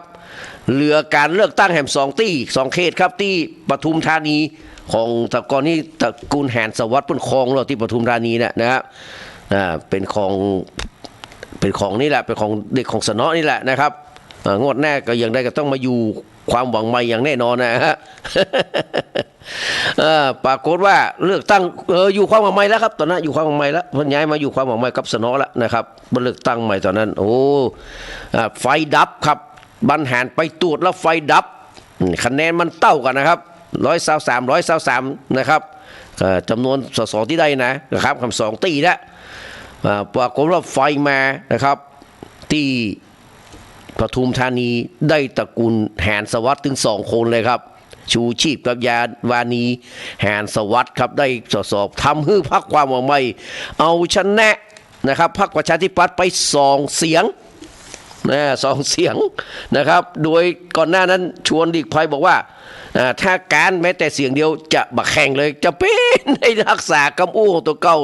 นะครับก็ได้ทำให้ชวลิตนะครับยงใจยุทธได้เป็นนายกรัฐมนตรีสมใจแล้วก็ทำให้สนอเทียนทองได้เป็นรัฐมนตรีว่าการกระทรวงมหาดไทยสมใจเช่นเดียวกันนะครับนี่ก็คือในประวัติศาสตร์ที่ผ่านมาครับก็เลยเกิดมีการเพลงอัดอั้นตันใจแหละพี่น้องนะครับมาดูสืบสออารมณ์สื่อพี่น้องนะครับครับก็เมื่อ ตะวาที่ผ่านมานะครับวันศุกร์ท่านนายกแพทองธารชินวัตรนะครับก็เป็นประธานการประชุมคณะรัฐมนตรีอย่างเป็นทางการนอกสถานที่หรือว่าครม.สัญจรเป็นครั้งแรกของรัฐบาลชุดนี้ที่หอประชุมทีปังกรรัศมีโชตินะครับมหาวิทยาลัยราชภัฏเชียงใหม่อำเภอแม่ริมนะครับจังหวัดเชียงใหม่โดยนายกแพทองธารได้แถลงผลการประชุมว่าเป็นการประชุมครม.สัญจรครั้งแรกที่จังหวัดเชียงใหม่และจะลงพื้นที่จังหวัดเชียงรายต่อเพื่อติดตามเรื่องของอุทกภัยและการเยียวยาโดยขอยืนยันว่าขณะนี้เชียงใหม่และเชียงรายสามารถแอวได้แล้วเนี่ยสามารถท่องเที่ยวได้แล้วนะเพราะน้ำท่วมจบไปแล้วนอกจากนั้นจะมีงานนะครับวินเทอร์เฟสติวัลนะครับต้อนรับลมหนาวเนี่ยเนาะนะครับที่จะจัดทุกจังหวัดรวมกันโดยมาตอกย้ำว่าภาคเหนือจะร่วมมือกับงานดังกล่าวนะครับและยังมีแห่งรายการที่จะรองรับนักท่องเที่ยวนะครับให้เป็นจุดสนใจทั้งคนไทยและต่างชาติให้มาทำกิจกรรมตั้งในช่วงปลายปีนี้และต้นปี2568นะครับและหลังจบครม.สัญจรนะครับส่วนครม.สัญจรแล้วนี่ก็นะครับเปิ้นก็จะได้คณะรัฐมนตรีจะลงพื้นที่นะครับไปอู้คุยกับภาคส่วนต่างๆเพื่อเตรียมรับมือและหาทางใจนวัตกรรมในการทำให้ปัญหาหมอกควันน้อยลงนะลดน้อยลงนะครับสาธุและดูแลเรื่องสุขภาพของพี่น้องประชาชนเป็นหลักโดยปีนี้มีแนวทางการแก้ไขปัญหาในหลายแนวทางคาดว่าจะช่วยบรรเทาปัญหาฝุ่น PM 2.5 ได้เป็นอย่างนักนอกจากนี้นายกแพทองธารยังได้สำทับว่าที่ประชุมครม.เห็นชอบหลักการโครงการฟื้นฟูที่ได้รับผลกระทบจากอุทกภัยของจังหวัดเชียงใหม่และเชียงรายระยะเร่งด่วน39โครงการรวมวงเงิน600นะครับ41ล้านนะครับ641ล้านนะครับบาทประมาณนี้ครับนะโดยทางจังหวัดเชียงใหม่และจังหวัดเชียงรายขอรับการจัดสรรงบประมาณนะครับจากปีงบประมาณ2518งบกลางตามรายการของกฎหมายและระเบียบที่เกี่ยวข้องอย่างเคร่งครัดโดยเป็นการซ่อมแซมคมนาคมเขื่อนป้องกันตลิ่งนะครับและระบบการระบายน้ำรวมถึงโครงการฟื้นฟูกระตุ้นเศรษฐกิจและผ่านการท่องเที่ยวส่วนการขยายมาตรการเพิ่มเติมการท่องเที่ยวยังมีแห่งหลายมาตรการเพื่อที่จะเป็นการอำนวยความสะดวกให้ตั้งบอกว่าจะเป็นเจ้าไทยและเจ้าต่างชาติโดยจะให้กระทรวงการท่องเที่ยวและการกีฬาเป็นผู้เสนอรายละเอียดต่อไปอันนี้ก็ต้องบอกเลยครับว่าในเชียงใหม่เฮานี่ก็เป็นเมืองท่องเที่ยวเนาะถนนบางสายนี่นะครับขี้จะนะครับไม่ใช่ว่าผลจากการน้ำท่วมอย่างเดียวนะมันน้ำท่วมโอเคเขาพอเข้าใจได้แต่ขยะเนี่ยพี่น้องจักเตือนลดขนขยะลดขนสิ่งของนะครับเอาเหี้ยกลางตางแบบเบื่อพี่น้องนะครับเจ้าเด้อสายซุปเปอร์เนี่ยเชียงใหม่ลำปางเนี่ยไปเลยครับตามอุโมงค์ต่างๆเนี่ยโอ้มันขี้เดียดนี่ครับเมืองเชียงใหม่เมืองท่องเที่ยวพี่น้องแม้ในเมืองก็โอ้แปลงหั่นแปลงนี่บ่ฮู้จักจกบ่รู้จักแล้วสักเตื้อเขาบอกว่ากันเนี่ยการว่ากันนะแต่ว่าหลังจากเนี้ยแล้วที่มันจบลงไปแล้วเอาสายไฟลงเข้าพื้นดินเรียบร้อยแล้วแต่สิ่งที่โตยมาก็คืออย่างครับความบ่ปลอดภัยการใช้ถนนนะของยวดยานพาหนะการใช้ถนนหนทางเนี่ยนะครับมีหลายที่หลายตังนะครับจะไปเที่ยวเทศบาลอย่างเดียวก็ไม่ได้เพราะว่าบางเที่ยวพวกก็จะมีส่วนรับผิดชอบแต่ก็ต้องดูนะครับว่าจุดไหนพวกที่มันโอ้ยแน่อันนาดครับนะเนี่ยเมืองท่องเที่ยวแปลงแต่งเอาสายไฟฟ้าลงนะครับพื้นดินเรียบร้อยงามนะครับแต่ว่าจะว่าบ่งามนะงามแต่มันทิ้งซากปลักหักพังมันทิ้งซากอุจจาระไว้ตามถนนหนทางรถเครื่องขี่นี่นะโชคพอจะดีรูดละนะครับไปตกลงปึ๊กรถยนต์ก็เหมือนกันนะบางคนนี่เผลอๆจะเกิดกลางทางนะขี่รถมานะไปลงหลุมมาได้นะบาดท่อ นะครับแปลงที่เดียวเนี่ยนะครับอย่างจ้างเผือกเนี่ยหูจังแล้วสักเตื้อมันได้มันจะแล้วนะครับจะเฮะนะครับรถติดกันเป็นพืชยิ่งเปิดเทอมนี่สำให้นะฮะดังนั้นก็อยากให้มาสำรวจตรวจสอบสำหรับคนที่มีหน้าที่เกี่ยวข้องนะครับผมไม่ได้โยนโต้หรือเทศบาลอย่างเดียวเพราะว่าหูขอบเขตของเพื่อนอยู่ในยุ่งนี้ก็มีการเลือกตั้งพวกมือเนี่ยเขาหูมันเป็นสุญญากาศแล้วมันจะลำบากละแต่เอาหน่วยงานที่มันถูกต้องที่มันเป็นมีหน้าที่นะครับไปจัดการให้มันไปจัดการเรียบร้อยครับมันเป็นเมืองท่องเที่ยวอ่ะโอ้มันดูแล้วมันเหมือนแน่พอแน่กอยครับเป็นอลึกอึกแอกมีก้าลุมก้ามงอันนี้เมืองท่องเที่ยวโอ้น่าจะว่าง่ายๆเนี่ยผมอายแต่น่ะผู้ว่าตัวฝากผู้ว่าตัวนะครับผู้ว่าเป็นคนใจบุญสุนทานนะจะอยู่ผู้ว่าในแห่งเมืองนะเพื่อเป็นอธิบดีก็บอกไปนะครับแล้วจะเป็นผู้ว่าเชียงใหม่นะก็ฝากพอตัวครับว่าอันใดที่มันจะต้องปรับปรุงให้มันเร่งด่วนให้มันดูแล้วมันสมาร์ทตาให้มันดูสมูทให้มันดูแงให้มันดูดีให้มันเหมาะสมกับเมืองท่องเที่ยวบอกว่าจะเป็นรอบนอกรอบในไปรอบนอกก็มีแค่ขี้เงี้ยตั้งหลวงไผ่บอกไผ่ว่าเป็นของไผ่บอกว่าเป็นอบจเป็นของตั้งหลวงเขาไม่ได้ใจละแต่มันบัดงามมีแค่ขี้เงี้ยนะครับมันแบบเปิงมันแบบดีนะไผ่ได้ยินก็ฝากบอกผู้มีอำนาจผู้มีหน้าที่นะฮะผมเสียได้เงินเดือนน่ะเสียได้ภาษีที่ผมจ่ายให้พวกคุณไปกินน่ะแต่มันมาเยอะอย่างเลยอ่ะอย่างอันล้ำเหลือครับไปดูว่าถนนนะฮะตั้งแต่อุโมงค์ไปนะตั้งแต่ฟ้าแหมตั้งแต่ไอ้เทพปัญญาหรือว่าตามนะครับไปถึงแม่โคไปถึงปุ๊บอะไอ้ดอนจันทร์แม่นหมดเลยมันน่าจะน่าขี้อายอ่ะสู้เขาเนี่ยมันเป็นพวกที่ไร้หิริโอตปะขนาดนั้นเป็นคนที่เป็นอรัชชีอ่ะนะครับข้าราชการหมดเลยเป็นอรัชชีอ่ะมันอรัชชีคือไร้ยางอายอ่ะแหกเลือดเงินเดือนไปแบบไรตาก็มีหูก็มีนะฮะแต่บักเคยพอบักเคยฟังโอ้มันแน่อายน่าจะผมว่าน่าจะแต่เลยนะบอกว่าวันนี้จะจมมือขี้เขาฟังนะครับให้เสียดายเงินเดือนเฮ้ยเสียดายแต่เลยนะครับไปทำความสะอาดไปเก็บไปกวาดจะมีมาเรื่องนี้ก็ไปเนี้ยขี้โล่นหาขอนอย่างนี้นี่บาทสนับสนุนเฮ้ยนะครับไปเนี้ยมันดีๆเมืองท่องเที่ยวอ่ะก็มีการประชุมกันว่าจะมาท่องเที่ยวจะเอาคนมาจะมีการที่ดูใจไปพอรายละเอียดตัวครับบริบทเนี่ยท่านนายกผมฝากไปเลยนะครับฝากไปเลยเอาไม้แส้ฟาดนะครับฟาดตะแก้มันลึกกับหัวที่คอมาท่านนะครับเอาเนี่ยพวกนี้ขี้ค้านขนาดเลยผมผ่านแล้วอุจจัดเป็นทัศนะอุจจัดบอกซื่อๆนะครับบอกเลยครับไผ่ได้ยินก็ไปบอกเลยไอ้หน่วยงานทั้งหลายที่มีความรับผิดชอบแต่บัญญัติเนี่ยนะครับน่าขี้อายขายหน้าขายตาเมืองเชียงใหม่ขนาดนักเลยไปพอเถอะครับมาฟังเพลงกันก่อนจมนักละเดี๋ยวท่านพระครูสมมุติสวัสดิ์พิณาเนี่ยมาจมอันล้ำเหลือ มาละเพลงพี่อิ๋วมาแล้วครับไอ้หนุ่มรถไถ4 ปีที่คอยแล้วก็ท้องตอบเพลงเนาะแฟนไอ้หนุ่มรถไถนะเวลมายุราเนอะจะซ่อหาของยุ้ยแล้วมันมามีนะ เอานี่ไอ้หนุ่มรถไถครับชลทีทานทอง4 ปีที่คอยนี่ธินกรที่พม่าแต่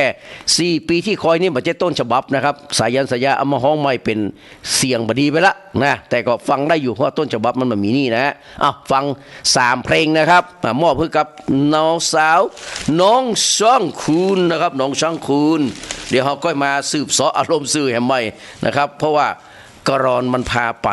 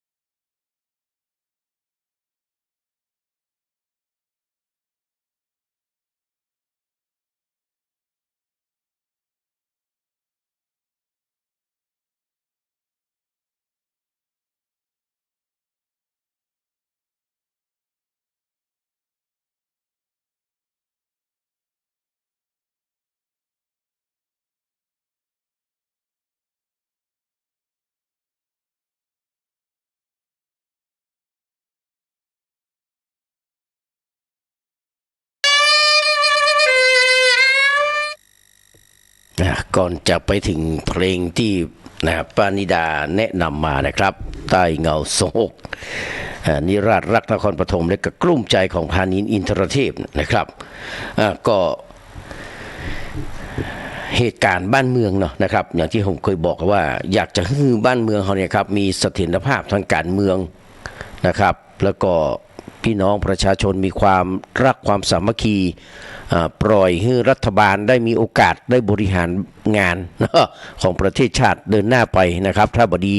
หมดแน่4 ปีเขาก็เลือกใหม่นะครับนี่คือระบอบประชาธิปไตยแต่บ้านเขามันเป็นอย่างนั้นเนาะนะครับมันก็เลยล้มลุกคุกคลานมาอย่างนี้ตลอดนะครับมันกลายเป็นความอิจฉาริษยาบ้างเตื้อเพิ่นบอกว่าเขาบอกควรจะไปเถียงกับคนที่มันบอกหูอย่างสักอย่างเลยนะขอบคุณเนอร์นะครับปีสมัยนะครับคืนนี้พวกจะดำเนินตามที่แนะนำไปนะ ที่เสนอไม่ใช่แนะนำเสนอนะว่าควรจะมีคะแนนเพื่อจะให้คะแนนเลยสำหรับระบอกคนปีที่อยู่ต้นเป่าเด้อนะครับปีอย่างก็ลืมไปละนะที่อยู่ต้นเป่าที่คนเป็นคนเก่งนะเนี่ยเรื่องเพลงนี้ตอบได้ถึงคนห้องถึงเพลงชื่อเพลงนี้หูหมดนะครับอยากจะฮื้อเอาคนแต่งด้วยนะครับวันนี้ผมจะฮื้อ5 คะแนนเนอะเริ่มตั้งแต่3 ทุ่มเป็นต้นไปเสาร์อาทิตย์นะครับรายการของปีพิสมัยสุริโยดรพร้อมกับทีมงานนะมาอาจารย์มณีอารักษ์กดีอาจารย์พระครูใบดิกานะพระครูใบดิกาสมัครนะครับเน้นรักเนาะแล้วก็ไผ่ลุงนุ่ย หลายคนหลายท่านนะครับถ้าเทียบไม่บุญนี่สบายมหันล่ำโทรไปนะไม่บุญกัดก้อมนะขอบคุณพี่ตุ๊กธนวัฒน์ลืมไปเกือบจะลืมนะครับขนมถ้วยล้ำๆนะครับกิน4-5 ออนนี่โป้ตะกอดเลยอ่ะนะครับ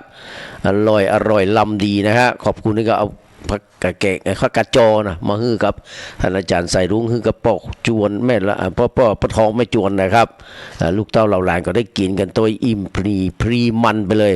ขอบคุณป้าตุกธนวัฒน์เนอะนะครับขอบคุณพี่แอมเนอะ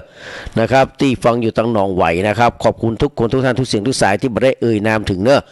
มึงก็เตรียมตัวนะสำหรับแฟนเพลง ที่ตายเพลงของรายการนะครับของธรรมะขายเครียดนะครับวันนี้อาจารย์สมัครน่าจะได้มาดำเนินรายการเนาะ2-3 เตี้ยแล้วเพราะว่าเพิ่นไปเอาข้อสอบไปส่งนะครับที่กรุงเทพพร้อมกับทีมงานท่านปลัดจตุพรวชิรยานนท์ด็อกเตอร์เลขานุการเจ้าคณะจังหวัดเชียงใหม่นี่นะครับคงปิกมาแล้วตอนนี้คงปิกมาเรียบร้อยแล้วอาจารย์สมัครก็น่าจะได้เข้ารายการอะไรมื้อนี้นะครับขอบคุณอนุโมทนาเนอะนะครับแล้วก็พี่น้องเขาทุกคนเนอะนะครับม่วนนะฟังธรรมะคลายเครียดนะฟังย้างเด้อพี่ใหม่เนอะเอาสัก2 ปีก็ย้างรอผมย้างรายการนี้ก็ย้าง ขอบคุณนะครับขอบคุณเป็นอย่างยิ่งเพราะนั้นบางคนจะเถียงกับคนที่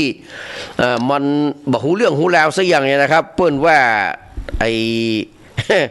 ไก่ตัวก็ว่าไพร่ว่าเป็ดนะครับเปิ้นว่าอันนั้นก็เป็นอันนี้เหี้ยนะครับเดาตะบันที่บ่หูเรื่องหูราวเถียงแบบนี้บ่เถียงดีกว่าอย่างพี่น้องเถียงไปอาจจะมีโต้ก็ได้พี่น้องเปิ้นว่าอย่าโต้เถียงกับลานะเมื่อเราบ่สามารถจะเปลี่ยนความคิดคนอื่นได้เนี่ยก็ปล่อยวางเนี่ยที่ใจของเขาเนี่ยดีที่สุดเลยนะครับและได้อู้กับเสือนะครับว่าแง่เนี่ยมันเป็นสีฟ้าเสือตอบว่าบัดใจแง่มันจะไปเป็นสีฟ้าได้แง่มันก็ต้องเป็นสีเขียวครับโอ้เถียงกันไปหูรับตับไม่โต้แย้งไปครับโต้ไปโต้มาก็เริ่มใจอารมณ์ละอารมณ์มันก็เริ่มรุนแรงนะเริ่มรุนแรงนะทั้งสองก็ตัดสินใจนำเรื่องนี้ไปสู่การตัดสินชี้ขาดและด้วยเหตุนี้นะครับก็เลยปากันไปหาสิงโตนะไปหาสิงโตนะเพราะว่าขึ้นกับสิงโตหรอสิงโตเป็นราชาแห่งป่าบัดเทินถึงที่จะที่ลงของป่าที่สิงโตอยู่นั้นพี่น้อง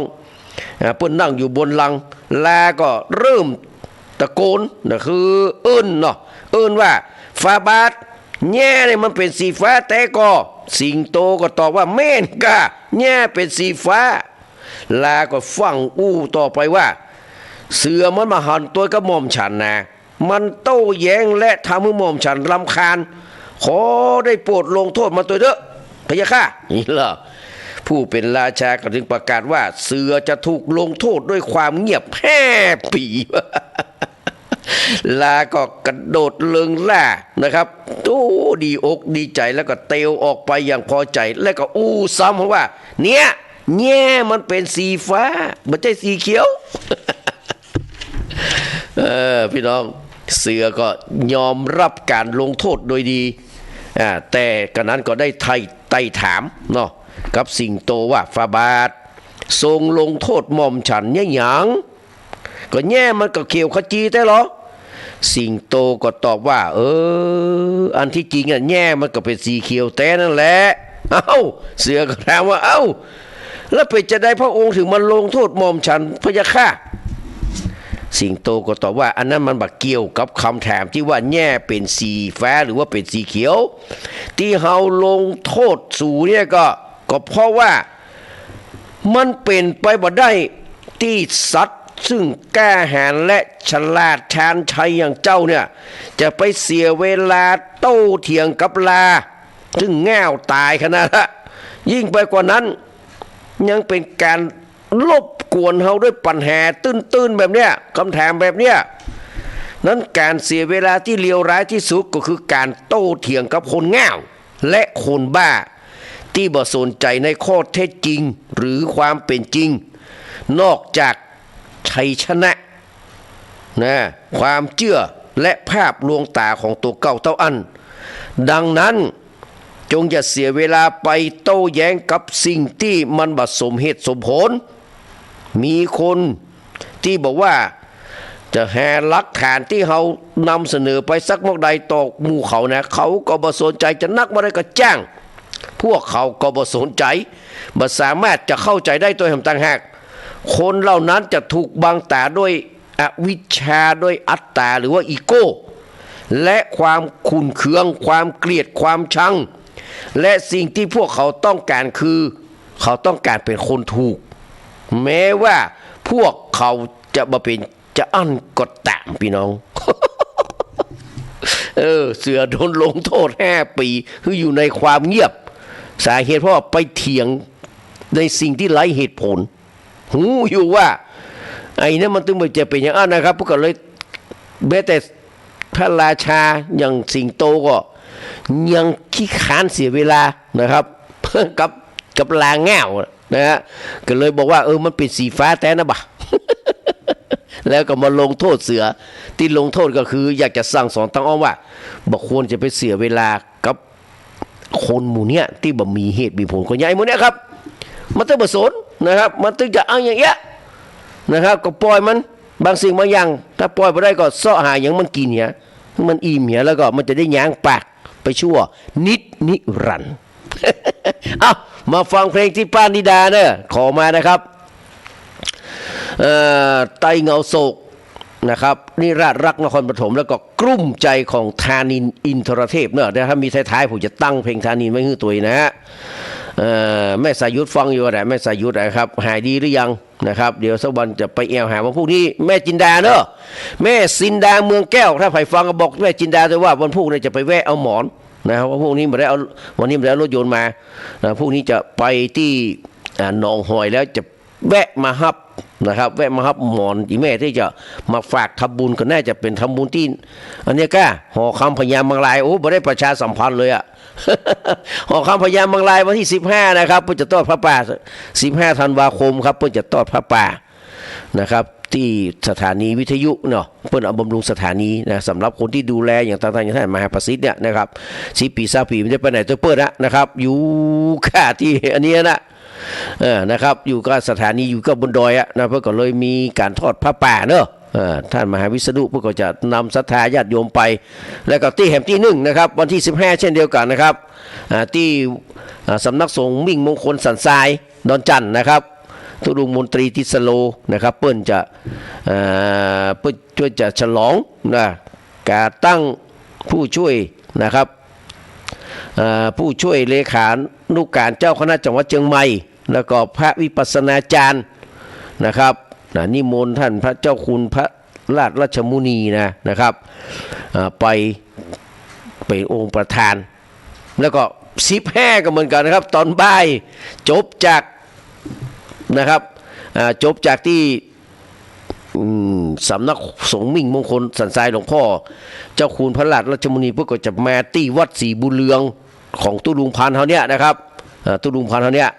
นะครับมีการธรรมสัญจรของอปต.ซึ่งท่านสมบูรณ์เป็นเลขานุการตัวนะครับเป็นเลขาเป็นประธานอปต.ตัวเป็นเลขานุการเจ้าคณะตำบลหนองหอยตัวนิมนต์นะครับท่านเจ้าคุณมาเทศนะทีแรกจะเอาตลกปกแห่นะเขาว่ามันเหมาะสมกับสถานการณ์นะบ้านเมืองนะครับเขาต้องการนะครับสาระในช่วงนี้นะก็คนตื่นทำกับแม่เนี่ยอย่างคนตื่นทำเนี่ยมันได้เปรียบเพราะอย่างครับนะทางด้านไผ่ก็แดงกาดก้อมคนตื่นทำได้เปรียบพระสงฆ์องค์เจ้านะครับเนื่องจากว่าเปิ้นอู้ได้จากนี้บ่มีหมอแต่เปิ้นอู้ได้ไงแล้วก็เปิ้นตอบปัญหาได้แต่พระเนี่ยที่บักศึกษาเราเรียนอย่างหลวงพี่ปีนเสาเนี่ยนะครับถามว่าเปิ้นดีก็ดีนะแต่ว่าบางครั้งเปิ้นไปดูอาการภายนอกการสำรวมมันมีหลายอย่างนะแดงกัดก้อมมันมีหลายอย่างเนอะสิกขาบทของตุเจ้าพระเนรนี่นะปาจิตตีนะยิบย่อยเลยอะแม้แต่จะทกแง่ทกอย่างก็ยังผิดเลยทุ่มน้ำลายกำบาดไปตีนทบาทไปบ่พอบาดนะครับไปเตะเท้ามือคนป่วยฟังก็บ่ได้นะไปเตะเท้ามือคนที่อยู่นี่ก็บ่ได้นะมันหลายอย่างนะมันแต่หลวงพี่เขาก็ไปอยู่วัดอยู่วายอะนะครับมันก็เลยมีปัญหามันก็เลยตกเป็นรองนะครับทางด้านคนตื่นทำซึ่งเปิ้นอู้ได้อะแล้วก็มีคนเชื่อนักนะครับแต่ต้องเชื่อในสิ่งที่ถูกนะมันจะว่าคนตื่นทำจะหูไปหมดไปใจนะครับดังนั้นเลือกเอาที่มันดีๆเลือกเอาที่มันดีๆเลือกเอาที่มันถูกต้องนะครับเขาถึงจะได้ลดทำนั้นมานะครับไม่ใช่ว่าไปเลือกเอาที่นะครับที่มันเป็นเรื่องนี่เขาก็ต้องพอข้ามไปอย่างที่เป็นเรื่องพรุษวาทที่เปิ้นมึงกูแล้วหลังเพิ่นก็เริ่มนี้นะเพราะเพิ่นจะพลิกไปบวชอยู่เพิ่นจะไปบวชพอไปบวชแล้วเปิ้นจะอยู่กับตู้เจ้าที่เป็นอุปชาใน5 ปีนะจะมาแสดงคำจะมาอย่างเดียวก็ลองดูว่าเป็นจะได้นะครับ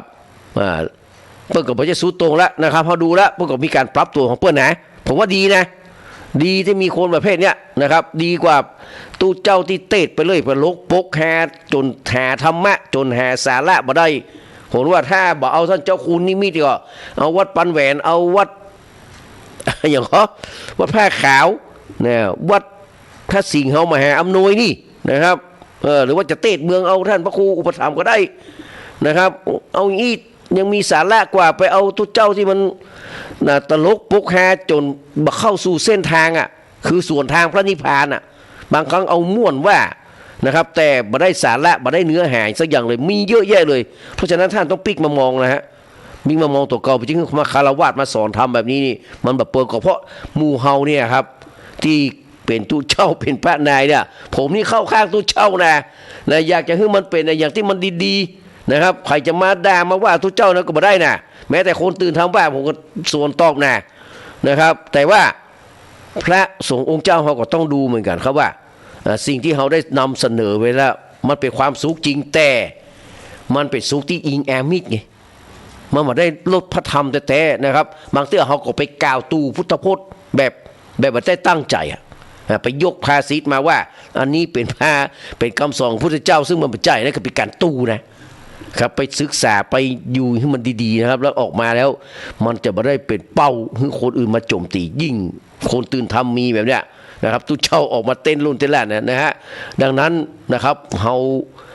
ในฐานะปิดเจ้าพูดก็อยากจะให้นะครับฝากความห่วงใยไปในสถานการณ์เรื่องพระเรื่องเจ้าเรื่องอะไรอย่างเงี้ยครับบางครั้งนี่ผมจะบอกพ่อผมจะบ่สนใจเลยนะครับแต่ว่าด้วยความเป็นห่วงเป็นใยนะครับด้วยความเป็นอย่างในฐานะเราเป็นคนวัดเป็นอย่างก่อนแล้วก็ถามว่าผมเข้าข้างผมเข้าข้างตู้เจ้าแน่นอนนะครับอย่างไรคือผมมาแจ้งผมเป็นไล่ตู้เจ้านี่นะมันมีทางที่จะทำนะครับไปว่าตู้เจ้าไปด่าพระด่านายผมเอาเด็กขัดนะแต่ว่าอาจจะมีการวิพากษ์วิจารณ์เป็นบางครั้งในกรณีที่มีความจำเป็นอย่างท่านที่ปีนเสาไฟเนี่ยท่านเสียเปรียบเปิ้ลนะฮะเพราะว่าท่านมาอยู่ในธรรมวินัยแค่เสขียวัตรท่านก็ทำมาได้ละไปปีนเสาไปอย่างนั้นบอกว่าไปสอนทำมันมาได้ครับถ้าอย่างนั้นมันคือมันผิดเสขียวัตรแล้วมันผิดจ ริยวัตรของพระสงฆ์องค์เจ้าไปแล้วนะครับมันก็เลยทำให้เป็นโลกวัชชะเจ้าโลกเปิ้นติเตียนเปิ้นนินตาเปิ้นก็พอภาพออกมาแล้วว่านะครับไปทางใดก็ไปด่าไปเถียงเปิ้นก็อย่างเงี้ยมันเป็นเงี้ยนะครับคือเนี่ยไปกายกระทำให้การนะครับดังนั้นก็ต้องระมัดระวังสำรวมให้ดีไม่ได้ป้านิดาจะไม่ได้ฟังแล้วเนาะ ฟังเพลงก่อน3 เพลงนะครับ3 เพลงเนี่ยแถมท่านี้นี่เป็นเพลงหนึ่งเนี่ยนะครับ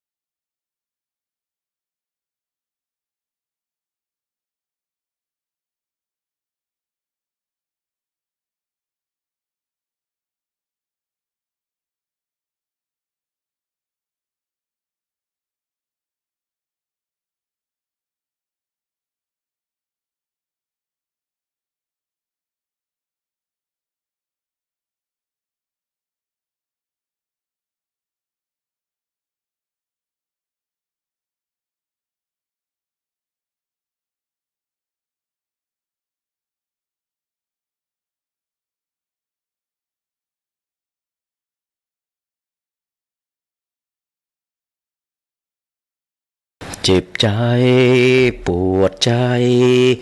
กลุ้มใจไม่มีใครเห็นเลือดตากระเด็นโอ้เธอไม่เห็นความดีคนรักฉันแต่งงานแล้ว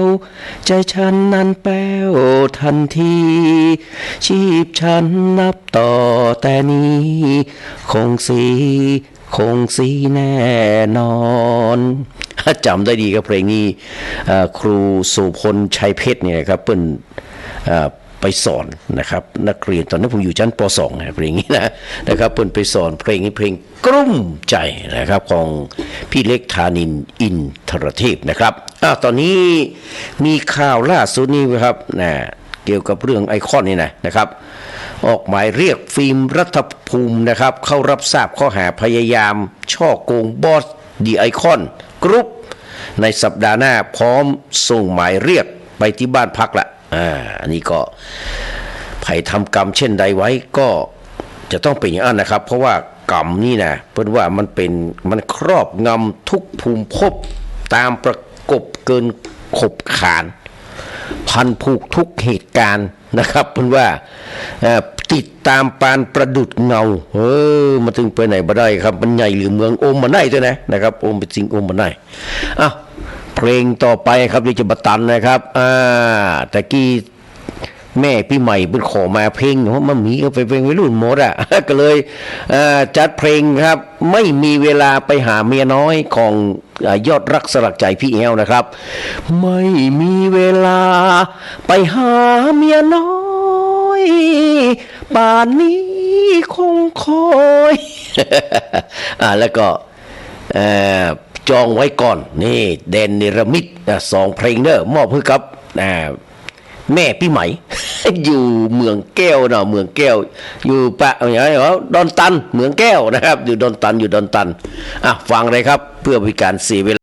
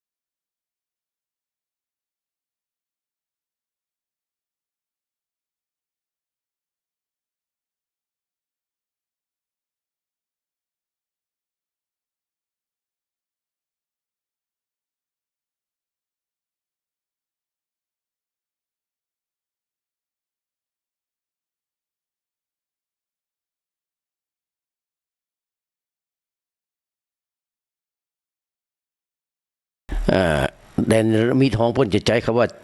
จองไว้ก่อนนะแต่ถ้าแสงสุรีเพื่อจะมาใจชื่อว่านะครับจับตัวตรีตราจอง นะครับก็ม่วนไปแหมแบบหนึ่งนะครับ ก็แมนเนรมิตนี่ต้องไหว้ปูจานะครับปารมีธรรมความเมตตาของอาจารย์พรพิรมหลวงลุงพรพิรมนะครับซึ่งเป็นอาจารย์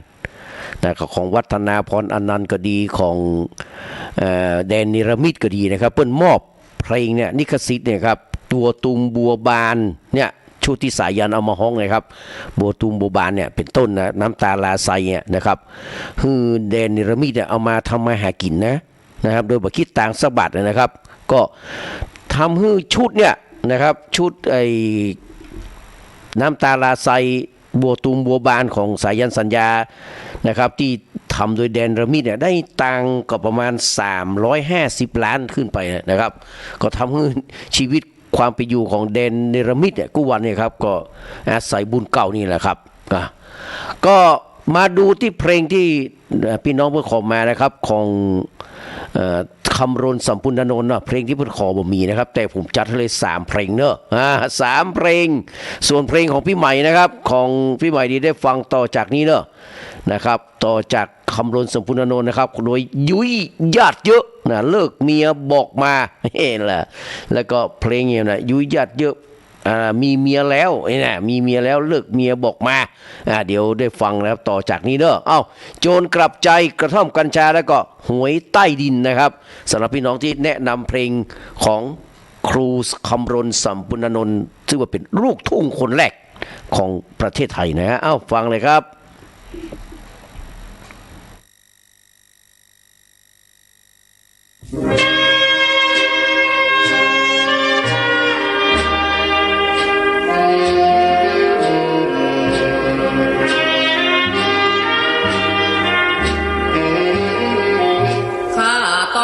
เป็นโจรเพราะหลงกลของคนใจมารเขาหลอกลวงให้ประพฤติพาลด้วยการทำดีให้หลงตายใจเขาเคยเลี้ยงดู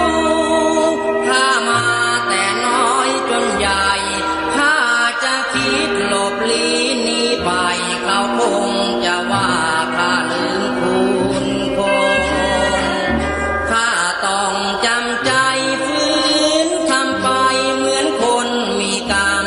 เพื่อตอบแทนบุญคุณเขาทำข้าจึงต้องกลายร่างเป็นคุณโจ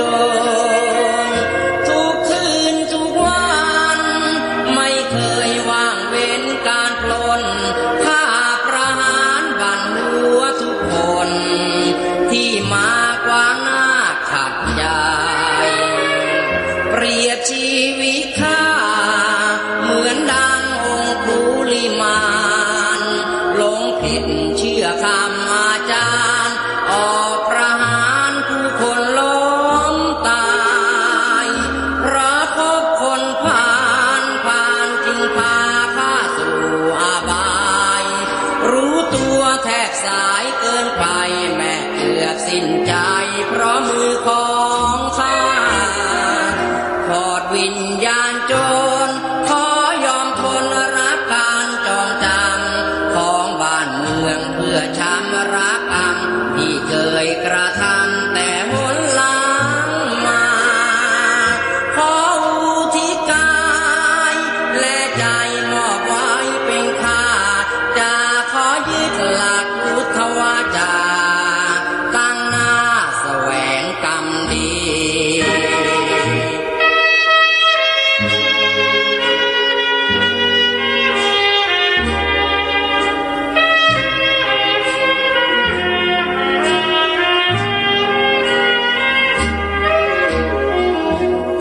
วิญญาณโจรขอ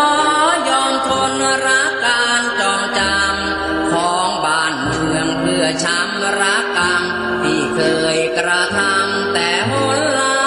งมาขออุทิศกายและใจมอบไว้เป็นค่าจะขอยึดหลักพุทธวาจาตั้งหน้าแสวงกรรมดี